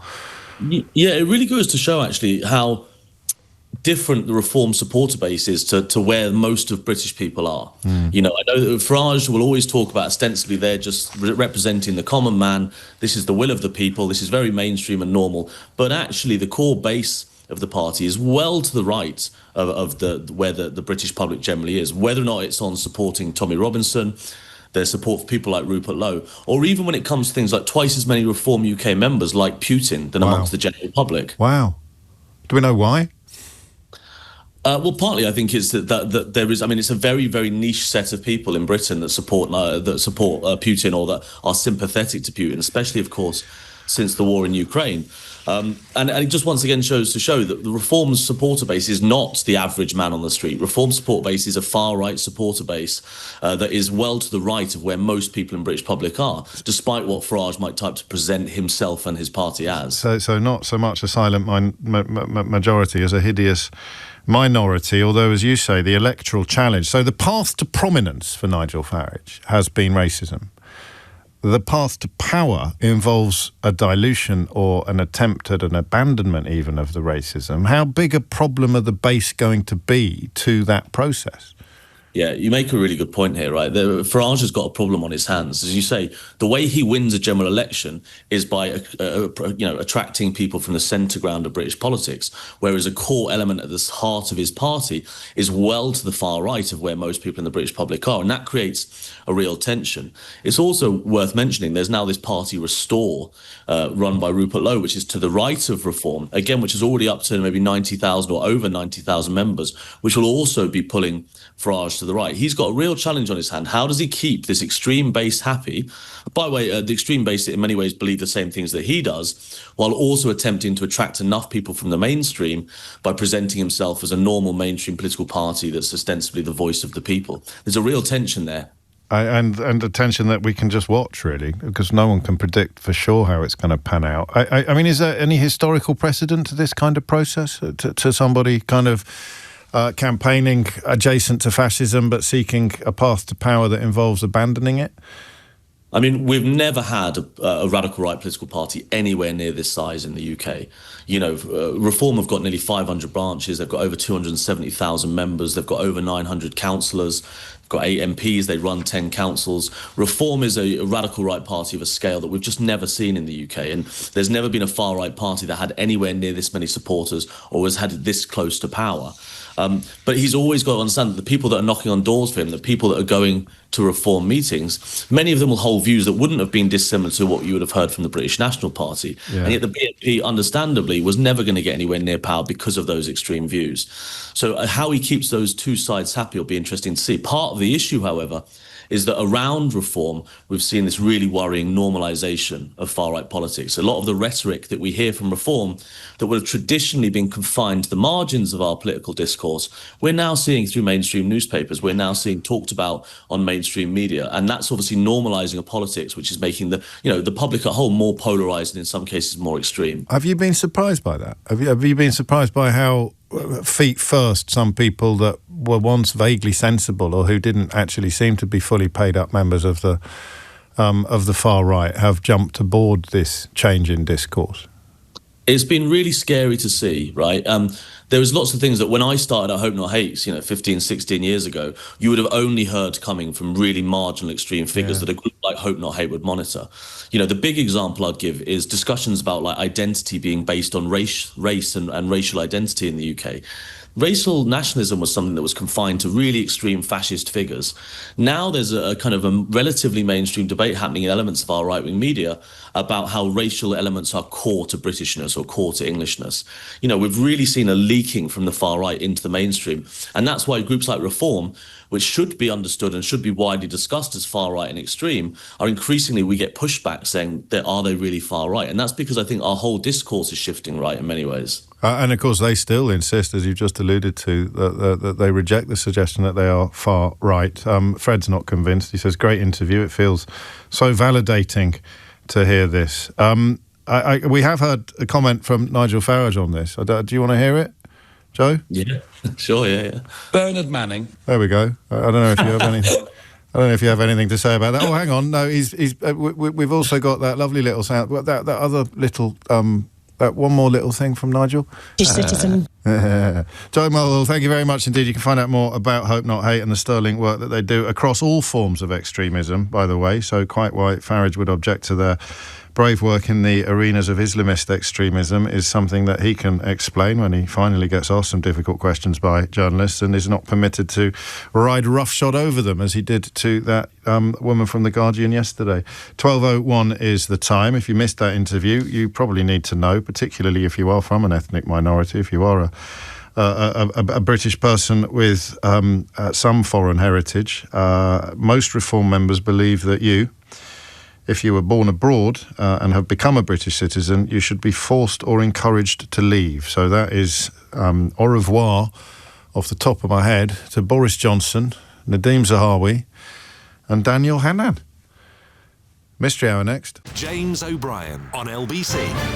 4 minutes after 12 is the time. 0345 60 60973 is the number that you need. Your weekly opportunity. In fact, the first hour of the week so far, 3, 6, 9, 11 hours talking about the situation in Iran and 1 hour on Mystery Hour. I wonder if we'll get to the end of the week with just that 1 hour that isn't focusing upon events in the Middle East. It's also the first one for a while, isn't it? It's upon us now. If you want to join in, 0345 60 60973 is the number you need. The way it works is this. You have a question, a mystery, a riddle, something buried in the back of your brain or right on the tip of your tongue that needs a solution. It needs an answer. It needs unravelling. And you are confident, and if you weren't confident before, having listened to some of the calls we took in the last hour, you'll be confident now that we have the wisest audience in the history of phone-in radio. So somebody will know the answer to that question, and if they don't, I'll make one up. That last bit wasn't true. Well, I try not to. If you make my favourite contribution of the week, then you will win a Mystery Hour game. And you can have either the board game or the travel edition. The difference between the board game and the travel edition is worth pointing out, actually, because I think you should have both.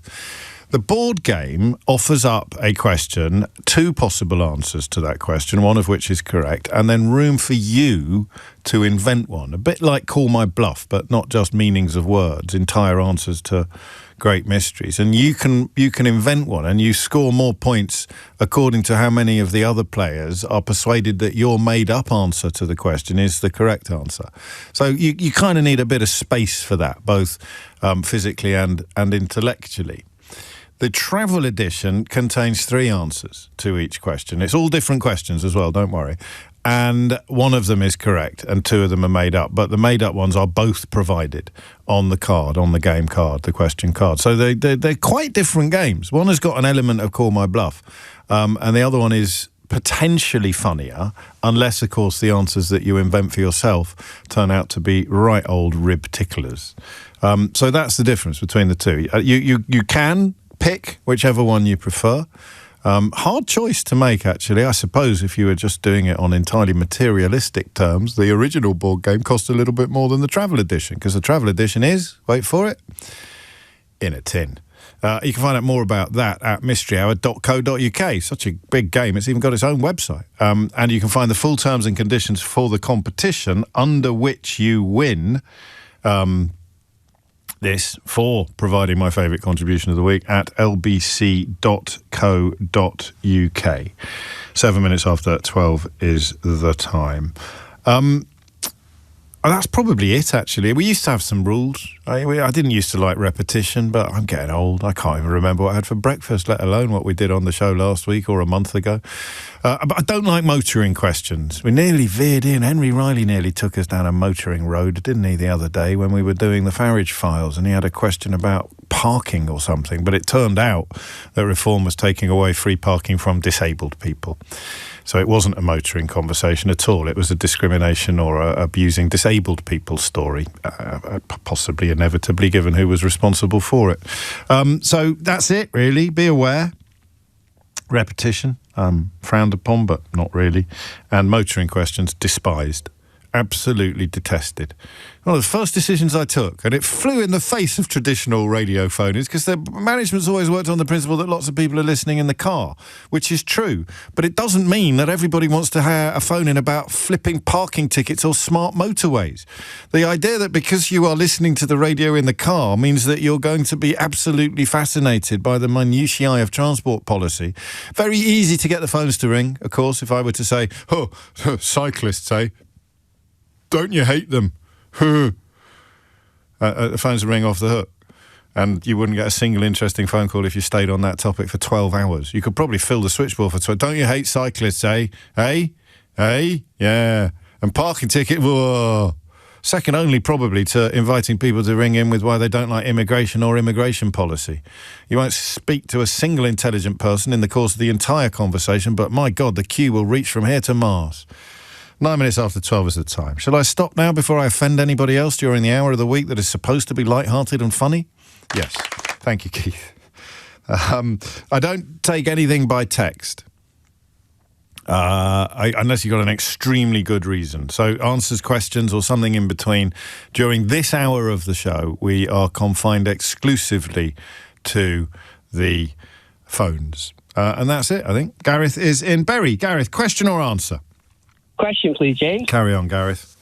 Right, why is it that hot water through a tap sounds different to cold water? Does it? Yeah, do you know, like in the morning when you are having a wash, you turn your hot tap on, and most mornings. Straight away, does it? Most mornings, Gareth, whether I need one or not.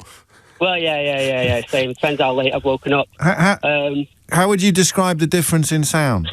I don't know. You can just hear it. Like, you can just tell that the water is at a temperature that you can stick your head under it. I can't describe it. Can you do it? Can you do it? No, it sounds thicker. Thicker? I guess. Thicker. But, I mean, could it just be the pressure? Could it be pressure? What if a hotter water has a different pressure, so it would come out? It's got to be something like that, about like the density or something. But we need to know. It's no good sitting here speculating. We need an answer, and so we're going with thicker. It somehow sounds. I'd say so. It's just got a different tone to it. So if it was a mouth, the cheeks would be inflated. No, potentially. If it was a mouse, it would sound more like a rat. A rat? Oh yeah, I don't know. What, like squeaky? Well, mouses are squeaky, aren't they? Yeah. So it just sounds deeper than it'd be a mouse. Oh, mouse! I said mouth. TH. Oh, I thought you said mouse. No, if it was a mouth, the cheeks would be inflated.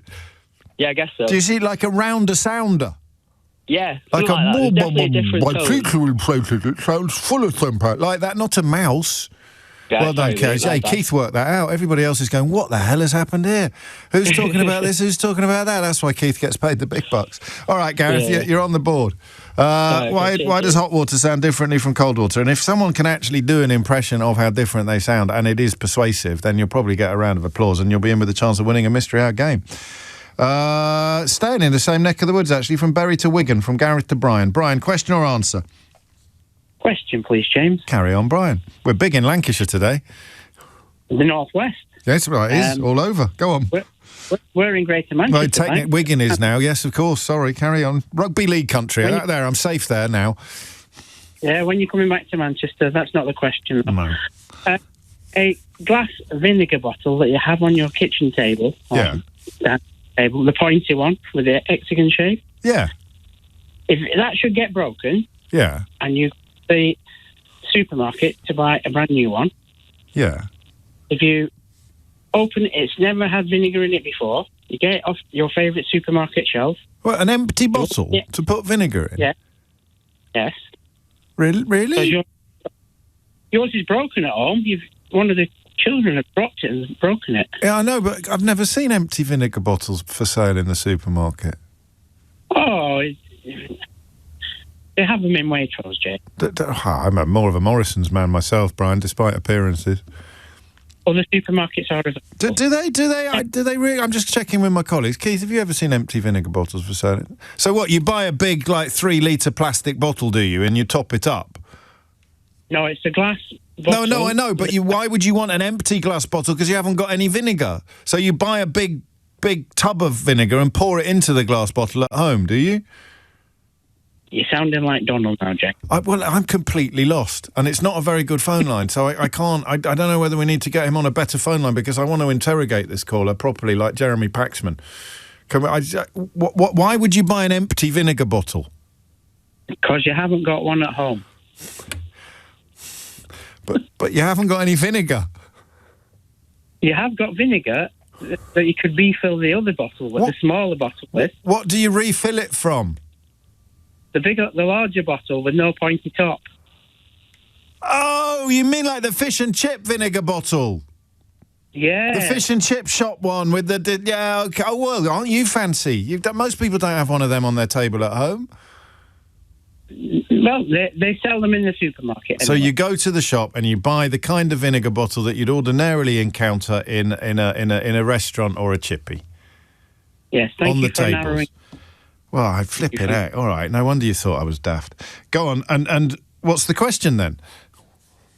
So you got this brand new bottle off the shelf. Yeah. Before you purchase it, open it up. Yeah. And smelling. It smells of vinegar, but it's never had vinegar in it. Why is that? It does not. It does. It's a phenomenon. How many times have you tested this theory?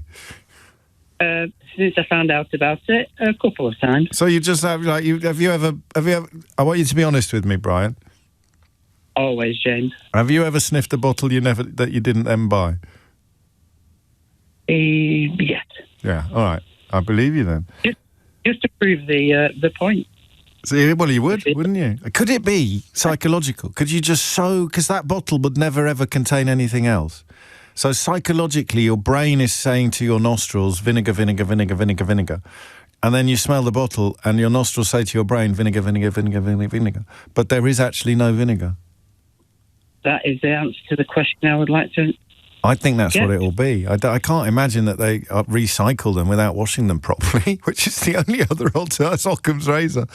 And now I've got two thoughts, Brian. The first is, why haven't we got a proper vinegar bottle in the house? I imagine Mrs. O'Brien probably, she's always clearing things up that I like to leave artistically placed around the kitchen. And then the second question is, how am I going to test this theory without sniffing bottles next time I'm in Morrison's, if indeed they sell them? Right, you're on the board though. Why do vinegar... I mean, if there's anybody else in the known universe who has experienced this phenomenon, then they might be able to answer the question as to why an empty bottle designed to contain vinegar at some point in the future... Why did you smell the bottle in the first place, Brian? Because someone told me about it, and you've actually done something that Donald hasn't done. What's that? You've had two thoughts in the same brain at the same time. Actually, it was Keith in my ear. I'm not that clever. So someone else told you that the vinegar bottles always smell of vinegar, so you had a little sniff of one and lo and behold, it smelled of vinegar? Yes. And unless there is an untapped market for second-hand vinegar bottles, you have stumbled, as you said, across a phenomenon. Brian, lovely job. Can anyone answer that question? I think we got an early contender for the board game, if nothing else. 0345 6060 973. You're in the supermarket later and you see somebody sniffing empty vinegar bottles, then it's probably worth stopping for a chat because you've got quite a lot in common. You'll probably find out you might be simpatico. You might fall in love. I like that as being the icebreaker in future friendships and relationships, because you will know if you see someone in the supermarket sniffing vinegar bottles later, you'll know that you share an enthusiasm for this alleged radio show. So we got questions about why hot water sounds different from cold water when it's coming out the tap, and why empty bottles designed to contain vinegar at some unspecified point in the future already smell of vinegar, if indeed they do. Ian is in Montboucher in France. Ian, question or answer? Oh, hi, James. Hello. My question, it's springtime, so it's a horticultural one. Oh, marvellous. And it's about daffodils. Yes. Now, when I drive around the countryside, I see daffodils on verges and on the edge of ditches, often miles and miles away from villages or houses, just in the middle of nowhere. Now, if I want more daffodils in my garden, I understand I have to go and buy bulbs in the autumn and plant them. Yeah. So they're obviously not spread by seed, they're spread by bulbs. Yeah. How do those daffodils get there? Who is going round the open countryside in the middle of nowhere planting bulbs of daffodils? Are they... Remind me, they're not perennial. You need to plant them every year, daffodils, don't you? They don't come back. Oh, well, I'm no expert. No, I think they do come back every year. Do they come back every year? Yeah, but somebody at some point has of course they do. Of course they come back. Of course they come back every year. Sorry, I've gone bonkers. They've come out in Boston Manor Park and they're looking absolutely beautiful. I was there yesterday for a game of tennis and people are taking their photographs with... That's how desperate we are for a bit of joy in our lives at the moment, Ian. People are taking photographs with daffodils, not with, amazing blossoms, although there was a beautiful tree just blossoming as well. But, I do think the answer is going to be that somebody plants them. But they're in the middle of nowhere. I know, but that's that's what communities... imagine if everybody who is currently sticking tatty flags on lampposts up and down the country was instead planting daffodils. That would be a beautiful thing, wouldn't it? Well, of course it would. Of course it would. So somebody is doing it. What you might describe the yang to the Tatty Flag Brigade's yin. But I don't know. So I suppose we need to find someone. So you're talking about the countryside. No obvious inhabitations nearby. No obvious purpose to the verge that you're passing. It's not attached to a village hall or any. Somehow, somewhere, daffodils have sprouted through the loam to deliver a springtime burst of joy to Ian and me and others, and we want to know where that process began. You've got it. You've got it. Beautifully done. Beautifully done. 21 after 12 is the time. Terry is in Nottingham. Terry, question or answer? It's a question, please, James. Carry How on, are you? Terry. Very well. Is that it? That was easy. Round of applause for me, please. I'm very well, Terry. How are you? I don't believe you. That's not a valid answer. Go on then. What's next? Yeah, I've often wondered what determines someone's sense of humour. Not the obviously like politics, but the one I can think of, excuse me, blatantly is, right. Why do I love Stuart Lee but hate Michael McIntyre? Or similarly, I mean, age is another thing. Yeah. When people watch sitcoms where people think, oh, I love George and Mildred. Yeah. And then people could say, oh, I love the In-Betweeners. Not that topical, but... I'm a bit of a... equal opportunities. I find an awful lot of things funny that are contradictory. I find Michael McIntyre funny, not as funny as Stuart Lee. But you're wrong there, then. I can pick you up on that one. Well, he is funny, though. He does some funny stuff. I beg to differ. Well, you can. I'm just saying. I mean, Stuart's a genius, stone-cold genius, but there's no way Michael McIntyre would be Michael McIntyre if he wasn't objectively funny, even if you and I subjectively, or you in particular, subjectively don't find him funny. Do you want to know something amazing about Michael McIntyre? He is considered funny by lots of people. No, that's not it, but it is true. Michael McIntyre, shortly before he became like mega famous, can you guess where he did some swing work? What, as in swinging? No. Sex partners? No, God, no. Careful. Tell the lawyers to relax. It's all right. I've got this. As in covering for the regulars. Somewhere in the... If we were to use the word showbiz very, very broadly, Michael McIntyre did a few shifts many years ago covering for the regulars on, for example, a broadcast platform. Can you guess where it was? What? Do you mean like a warm-up man for an audience? No, I mean like on air, but not with a permanent gig. Like a substitute teacher, but a presenter. So like when I go on holiday and they troll me by hiring Suella Braverman. Well, some people may say that's a good thing. I necessarily wouldn't agree with them. But can you guess where it was? It's becoming increasingly obvious, Terry, the more I labour this point. Well then, try me again. I'll see if I put my brain into action. What radio station did Michael McIntyre do holiday cover on? I can't think of any holiday... LBC. I don't know. My best guess, even though it's going to be totally wrong, he worked at Butlins. LBC. LBC! Was that back in the good old days before you were a national broadcaster? Yeah. Well, there you go then. What do you mean the good old days? You're in Nottingham. Yeah, what's wrong with Nottingham? Nothing, but you wouldn't have been able to listen to us, so how can they be the good old days? Well, have you heard of a thing called YouTube? Give him a round of applause.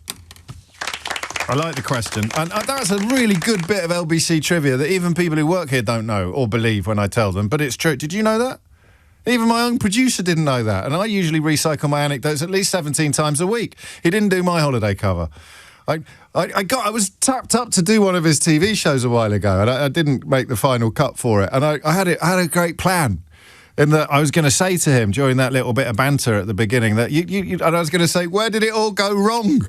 Because he'd be there presenting a massive, shiny, prime-time Saturday night show as one of the biggest names in British showbiz. And I'd say, you used to do holiday cover on our radio station, didn't you, Michael? And then I'd say, where did it all go wrong? Boom, boom. Yeah. I don't know. I don't know why they hired him, but I don't even know whether he was any good or not. I didn't listen to it. And I don't know why I made the cut. I didn't make the cut for the final. I can't even remember what programme it was.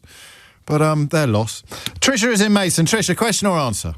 Hello. it's a question. Carry on, Tricia. And I've been wanting to ask you for weeks, so I'm so pleased I got through. So am I. So I've got a lovely little dog called Winnie Woo Woo, and in the mornings and evenings, we're sitting in the park together on the bench.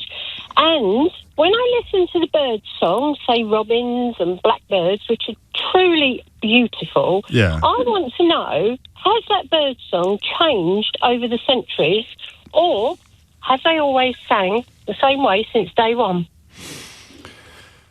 I don't know how we'd know. I know, it's a lovely, lovely question. It's lovely sitting in the park listening to them. Do you go dusking? Yes. Do you know what that is? At dusk, bat watching. Yeah, so you're sitting there at dusk watching the evening descend. I was reading about it this week as being very good for your mental health. Done it for years. Have you really? You're ahead of the curve. It's in the papers this week. You have to bend down because they fly so low you think they're going to catch you on the head. Well, I don't mean the bats necessarily. I just mean dusk in general. But bats are obviously prone to appear at dusk. I'm out at dusk, yeah. You know, were you listening earlier when I said mouth and Gareth thought I said mouse? No. It was only 5 minutes ago.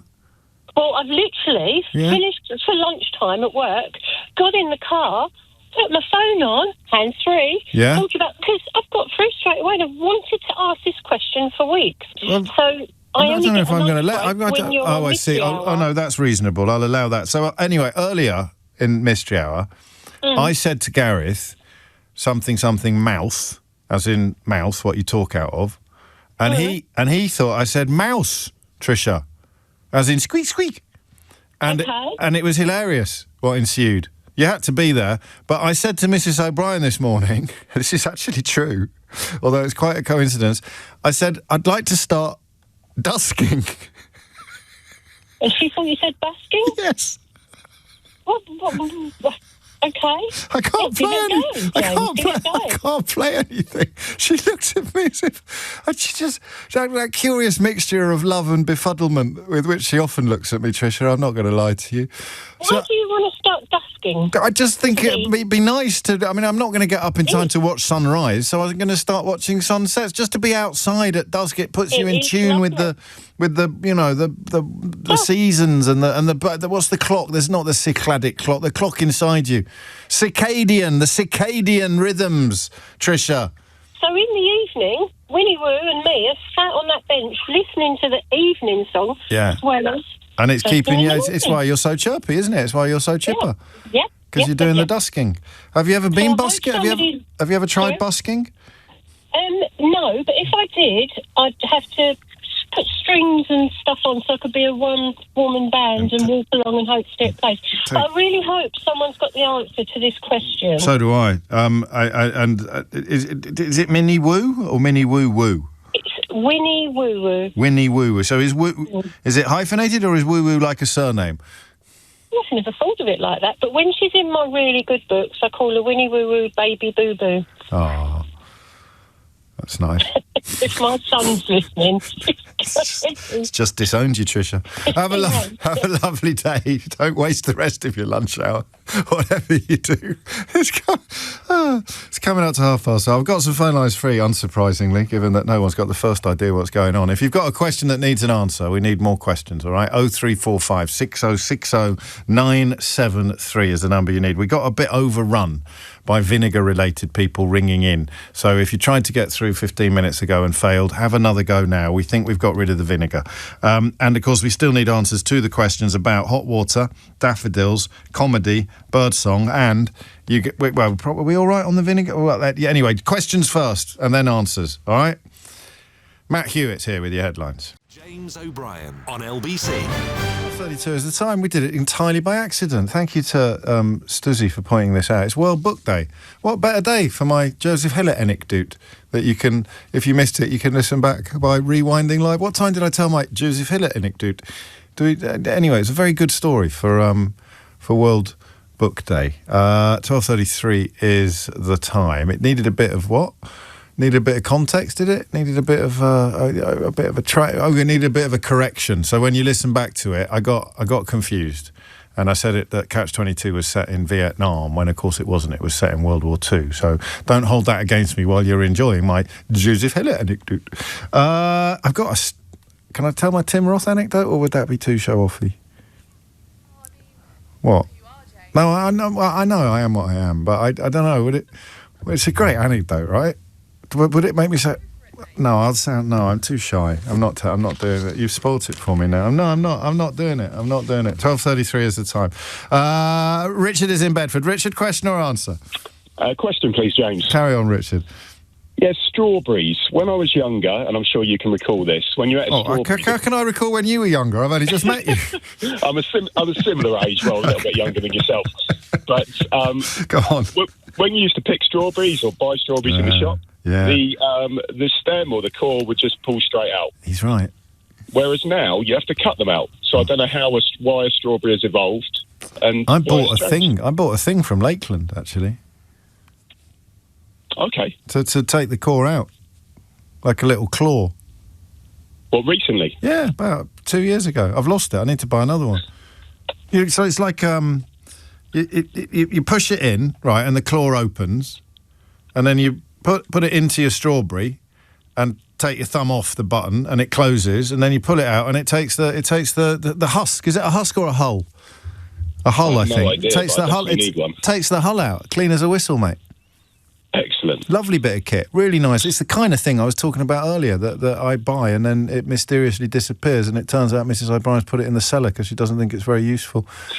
So I must check the cellar when I get home. I recognise what you describe, and I wonder whether our memory is playing tricks on us, because you still occasionally find a strawberry that de-hulls satisfyingly, don't you? Yeah, I think it's quite rare, though. But maybe it was always rare, but we only remember the good ones. Our memory might have played tricks on us, like our nose is playing tricks on us when we go sniffing empty vinegar bottles in Waitrose.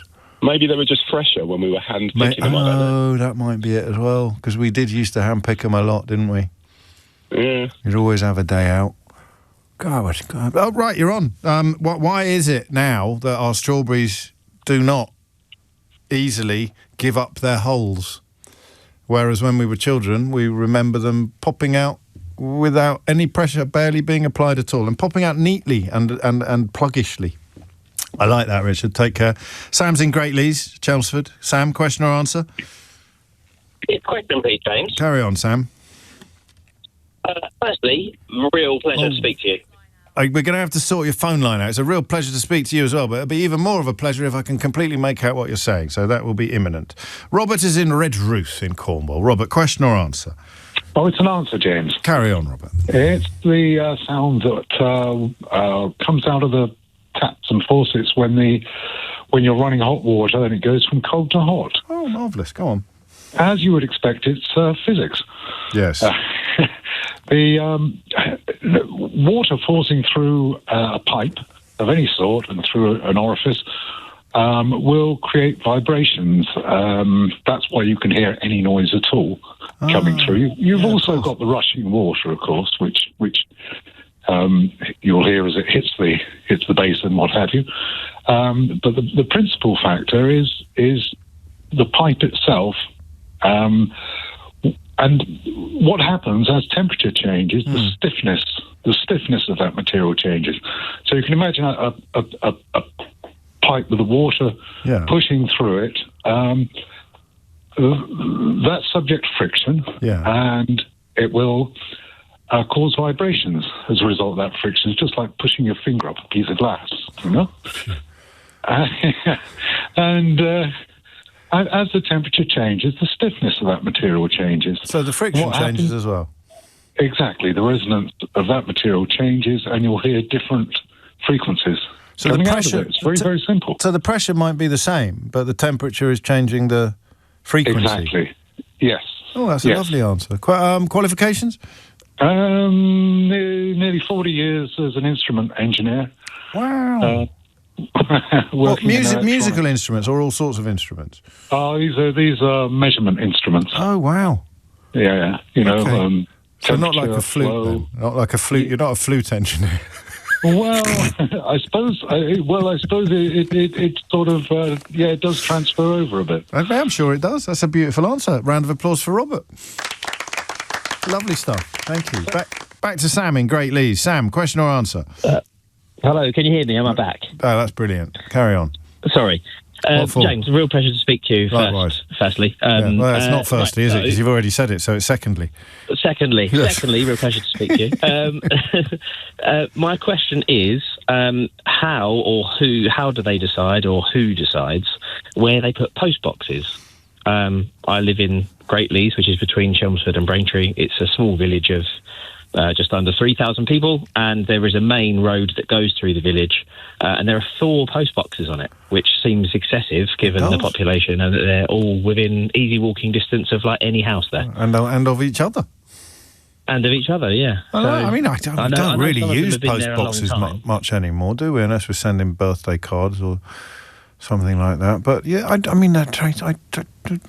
got no idea. I mean, Great Leys might be a weird anomaly in across the entire nation, because I don't know.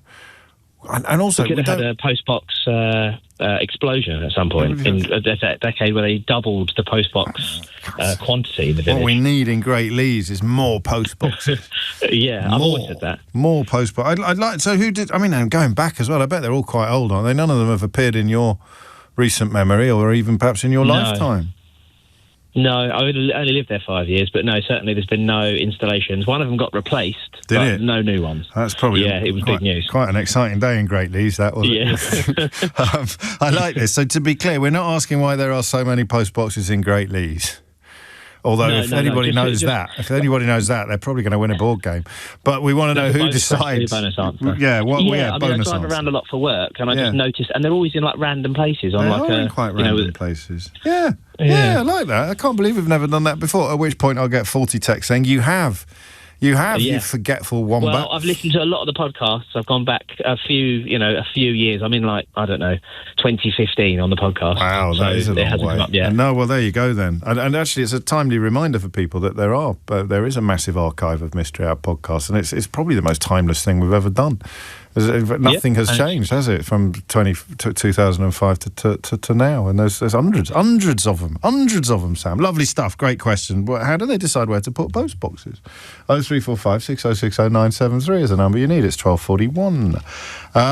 So we've still got post boxes, strawberries, birdsong comedy, daffodils and vinegar. We've done hot water.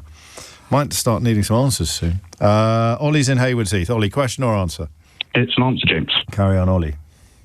So daffodils, planted 95% of the time. They do sort of propagate from seeds, but very rarely. Planted also by squirrels, because if you live in the countryside, they do nick your bulbs quite often. Yeah. But right the way far back is the Romans. So they brought them over from the Iberian Peninsula.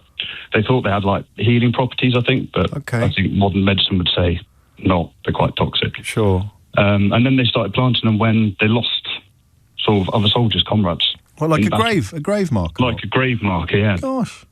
So, for sort of a long time. So it is crazy how many of them are. So how long do they last for? They can keep going and going. They go sunblind eventually, so if you see them pointing down rather than up, that means they've been in there for a good while. But there won't be daffodils now that were there. Not the same bulb, but they call them a daughter bulb, so it'll be sort of relation of the one that was planted by Roman, potentially, yeah. Are you serious? Yeah. Oh, this is a beautiful The Victorians used to use them to mark things like wells, stuff like that as well, so markers for an old time. I got a punishment at boarding school once, and it was gardening, which is a terrible thing to use as a punishment, but it was a weird school. They also made going to church was a punishment as well, going to matins at 6 o'clock in the morning. But I tried to spell out some very rude words about my housemaster in daffodils when I was planting them. Can you say what words? I can't, no. Not on the radio, not without Ofcom having a fit of the vapours. And by the time they flowered, sadly, I'd actually been expelled from that school. But unfortunately, when they came up, a couple of letters hadn't quite worked. So it kind of said Uck off Elix. Which wasn't necessarily what I originally planned. What qualifications? Keen gardener, but I was walking through a field local to me the other day and saw a patch of sort of non-common daffodils and thought, what on earth are they doing there? And went down a bit of a rabbit hole. Beautiful answer, and I love that. Have you ever grown sprouts? I have, actually, yeah. Any successes? well, any success at all? Yeah, actually, there's without going on. Go on. I grew some for Christmas, and my father-in-law promptly bought some 12p ones from Tesco's and cooked those instead. Are you serious? So they're still in the freezer. Yeah, it's quite contention actually. That's quite rude. Mm-hmm. I thought so. How big? If you don't mind me asking, how big are your sprouts? They are marble-sized. They're not impressive in any way, shape, or form. No, I grew them successfully, and to be fair, now that I have a mental image of your sprouts, I'm siding with your father-in-law on this, because I grew mine for Christmas as well, but there's no way I was going to serve them up. I was hoping you'd be able to tell me. I think we probably should have taken the big leaves off sooner. Something like that, yeah. Someone will know. I might put it on Mystery Hour next week, but there's no room for it this week. Has Ollie had his round of applause? Well, here it is. Oh, I love that. Great work. Ian in asking the question, Ollie in answering it. Daffodils, 12:44 is the time. Squeeze it. No, we won't. We'll do it after this. James O'Brien on LBC. 12:47 is the time. You're listening to James O'Brien on LBC, where Mystery Hour continues. If I was giving board games away for texts, which I'm not, Steve would be the runaway winner. I don't know how much attention you were paying during the last break, but Steve's been in touch to say, blimey, even the adverts interrupt each other on James's show, which... Right, it prompted slightly inappropriate levels of laughter from my own colleagues. Glenn's in Portsmouth. Glenn, question or answer?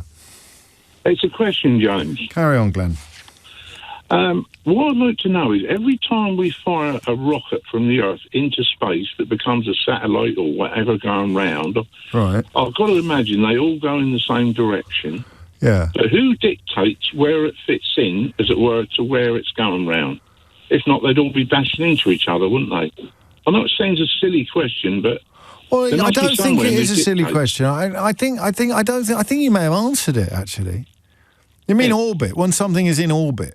Yeah, that's right. Yeah. Well, I don't think there's enough in orbit for it to be a very big problem. I don't think it needs proper regulation, but they do occasionally. There's quite a lot of jetsam or flotsam in, detritus knocking around in space. Well, that's what I'm thinking. Which is caused by things banging into each other and satellites coming out of commission and bits falling off. And once it's in orbit, of course, I think it stays in orbit forever, doesn't it? It doesn't need any propulsion or any engine. No, I don't think there is any mechanism by which they ensure that things in orbit don't bash into each other. I think it's just it's largely just luck and physics, the fact that there's so much room up there and so little material in orbit. Okay, James, that's lovely. I don't know if I should accept that, because I could be completely wrong. But that's someone like that. I'm going to leave it on the board, Glenn. It's a lovely question. Okay, I think I've answered it, but I'm not confident enough to take any applause for it. Okay, thank you very much. No, thank you very much. Stay safe. It is 12:49. You are listening to James O'Brien on LBC. We need answers. It's nearly 10:02. 0345 6060 973. We've done the daffodils and we've done the hot water. We ain't done the vinegar, the comedy, the birdsong, the strawberries, the post boxes and the satellites. 0345 6060 973. Gabby's in Guildford. Gabby, question or answer? Answer. Carry on, Gabby. There's about to be an answer for the birdsong. This one's for Trisha. I learnt this from David Byrne's book, the Talking Heads frontman. Really? How music works. Yeah. Good Lord, we're on the road to nowhere. That's the one. A shotgun shack. So basically, specifically about whether the birdsong has changed in the last 100 years or so. Generally speaking, it will have done. So, in San Francisco, birds were found to have raised the pitch of their songs over the last 40 years so that they could be heard over the traffic. It's because they need to hear each other, of course. It's not just for our benefit, bird song, is it? It's mostly for bird benefit. Yeah, and the cars were sort of occupying the same frequency, and they went, all right, well, we'll go higher so we can hear each other. That's amazing. Why was David Byrne writing about it? I mean, it's such a great book. It's great for musicians and non-musicians, because obviously it talks a bit about music, but it kind of just goes into sort of sound in the world as well. He's a cool dude. Aspect. He is a cool dude, isn't he, David? So cool. We should get him on the podcast. Actually, that would be good. Get him on Full Disclosure. Hey, guess who I had on Full Disclosure this week, Abby? Who? Billy Idol. No way. Way! How cool is that? He's absolute. He's everything you'd hope for in a 70-year-old. I know, it makes me feel ancient. And Billy Idol is 70. A 70-year-old rock star. He is absolutely everything you'd hope for. There's a brilliant new documentary about him about to drop on Sky Arts, but we should put... Yeah, I love that. Round of applause for Gabby. Great qualifications as well. Read a book by David Budd. And that is, of course, an answer for Tricia. It's 12:51. Andy is in Amersham. Andy, question or answer? It's an answer, James. Carry on, Andy. It's about satellite orbits. Blimey, that was quick. Well, I was sitting here listening to you, as I always do on a Thursday, actually doing documents for an organisation called the International Telecommunications Union, ITU. Oh, yeah. Part of the United Nations, well, it's an agency of the United Nations, and the radio regulations, which I'm not wholly across, but I sometimes go to their meetings, right. Is the binding international treaty governing use of satellite orbits and radio frequencies, and the frequencies they use. Oh, wow. So when you launch it knows where it's going to go? Yeah, you have to have permission, and you have to have an orbit. As you said, it's getting pretty crowded up there, especially with Mr. Musk's thousands of satellites in low orbit. I mean, Glenn asked a brilliant question, and there was me dismissing it out of hand with a really... you get everybody in the room, and sometimes it gets pretty heated.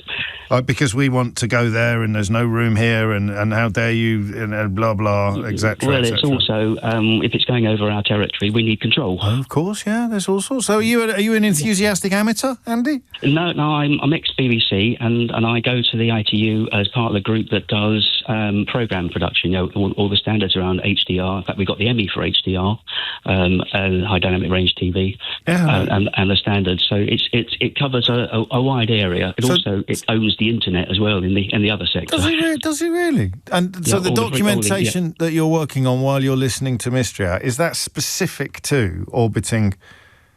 No, it's specific. It's specific to television standards for my next meeting, which starts next Monday week. So. Okay, so I was going to give you a Ray Liotta. You could have lied. I'm glad that you didn't. Oh no, they can't do that. Exactly, because it would cheapen the whole honour, wouldn't it? It'd be like the FIFA Peace Prize. It'd be like the FIFA Peace Prize if we started dishing it out willy-nilly to all sorts of undeserving characters. But Andy, that's a beautiful answer. I really thank you very much. No, thank you very much, and sorry to Glenn as well for not recognising the quality of the question, also the stupidity of my own answer. I'm sorry for everything. You can tell I'm a Catholic. Nick's in Bury St Edmunds. Nick, question or answer? I've got an answer for you, James. Right, let's do it. Vinegar bottles. Go on. So, at the end of the manufacturing process, these bottles would have been sterilised. Yeah. And they would have been sterilised using a rather cheap sterilising agent such as peracetic acid. And can you guess what peracetic acid smells like? I do. I know what acetic acid smells like. It's a very similar substance. So it smells like vinegar? Yep. Shut up. Seriously? Yeah. It would have been... I used to work for a brewery. We used a lot of peracetic acid, and I know very well what it smells like. It smells like vinegar. So it was always kids at school who'd say things like, could I have some acetic acid and some sodium chloride on my chips, please, miss? Don't put it on your chips. No, not the peracetic, but the acetic's fine. Yeah. And that is the answer. It smells of vinegar because it's been sterilised in a substance that smells very like vinegar. That's correct. I mean, flipping it, Brian was on the right track all along? You were. Nothing psychological about it? Nothing? No, sterilising agent. Qualifications? I know you told us, but tell us again. Yeah.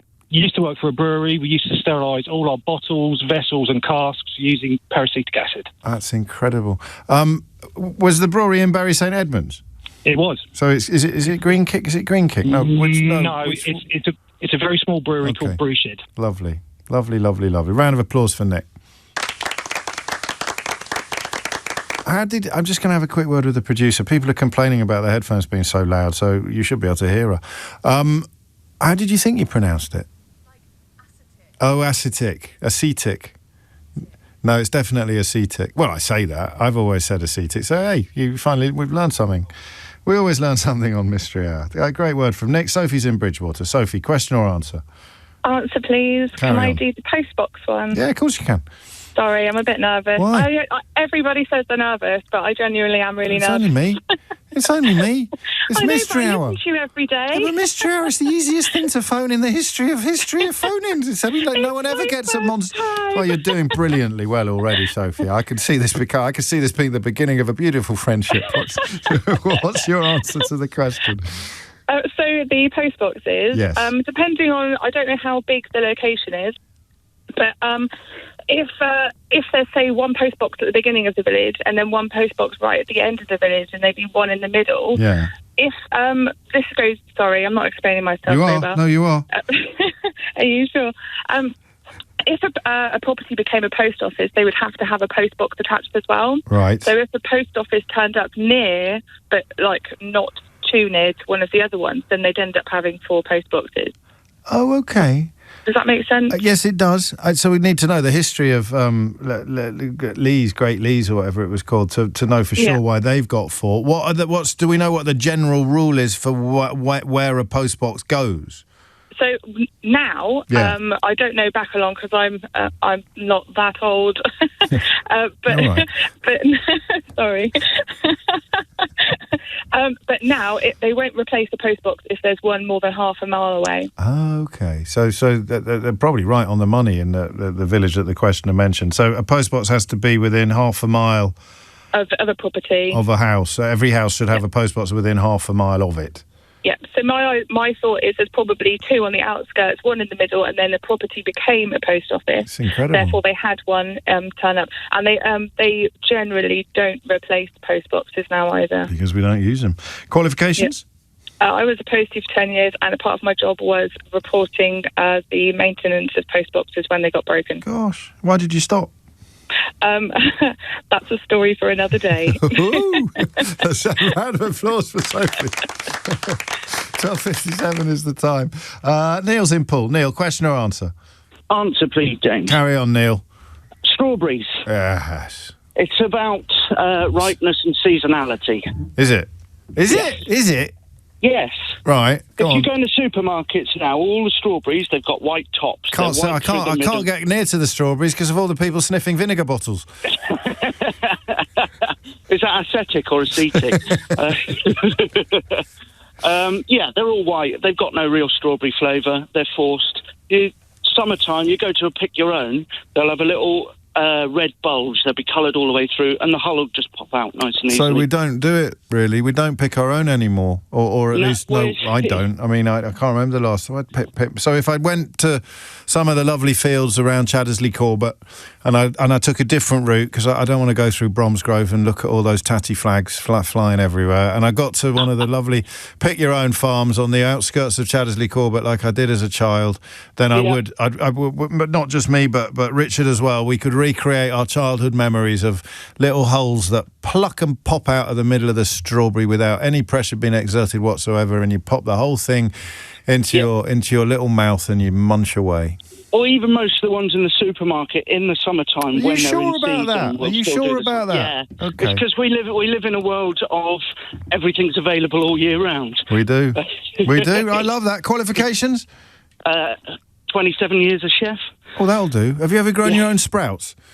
I haven't grown my own sprouts. Well, that'll have to wait till next week. Round of applause for Neil, please. Thank you very much. What a lovely mystery how that was. I'm going to make a controversial decision here, because there's been some very funny, borderline surreal, and you know that's not a word I use casually, calls to the programme today, and I'm actually going to give the prize to Ollie, who answered the daffodils question, because Brian was funnier, Terry was funnier, Andy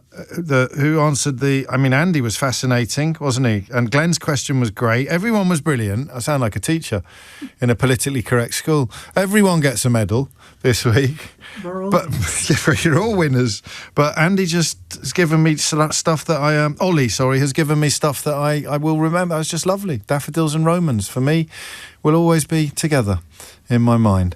If you missed any of today's show, you can, well done.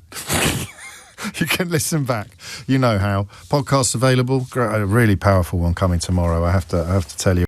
James O'Brien on LBC.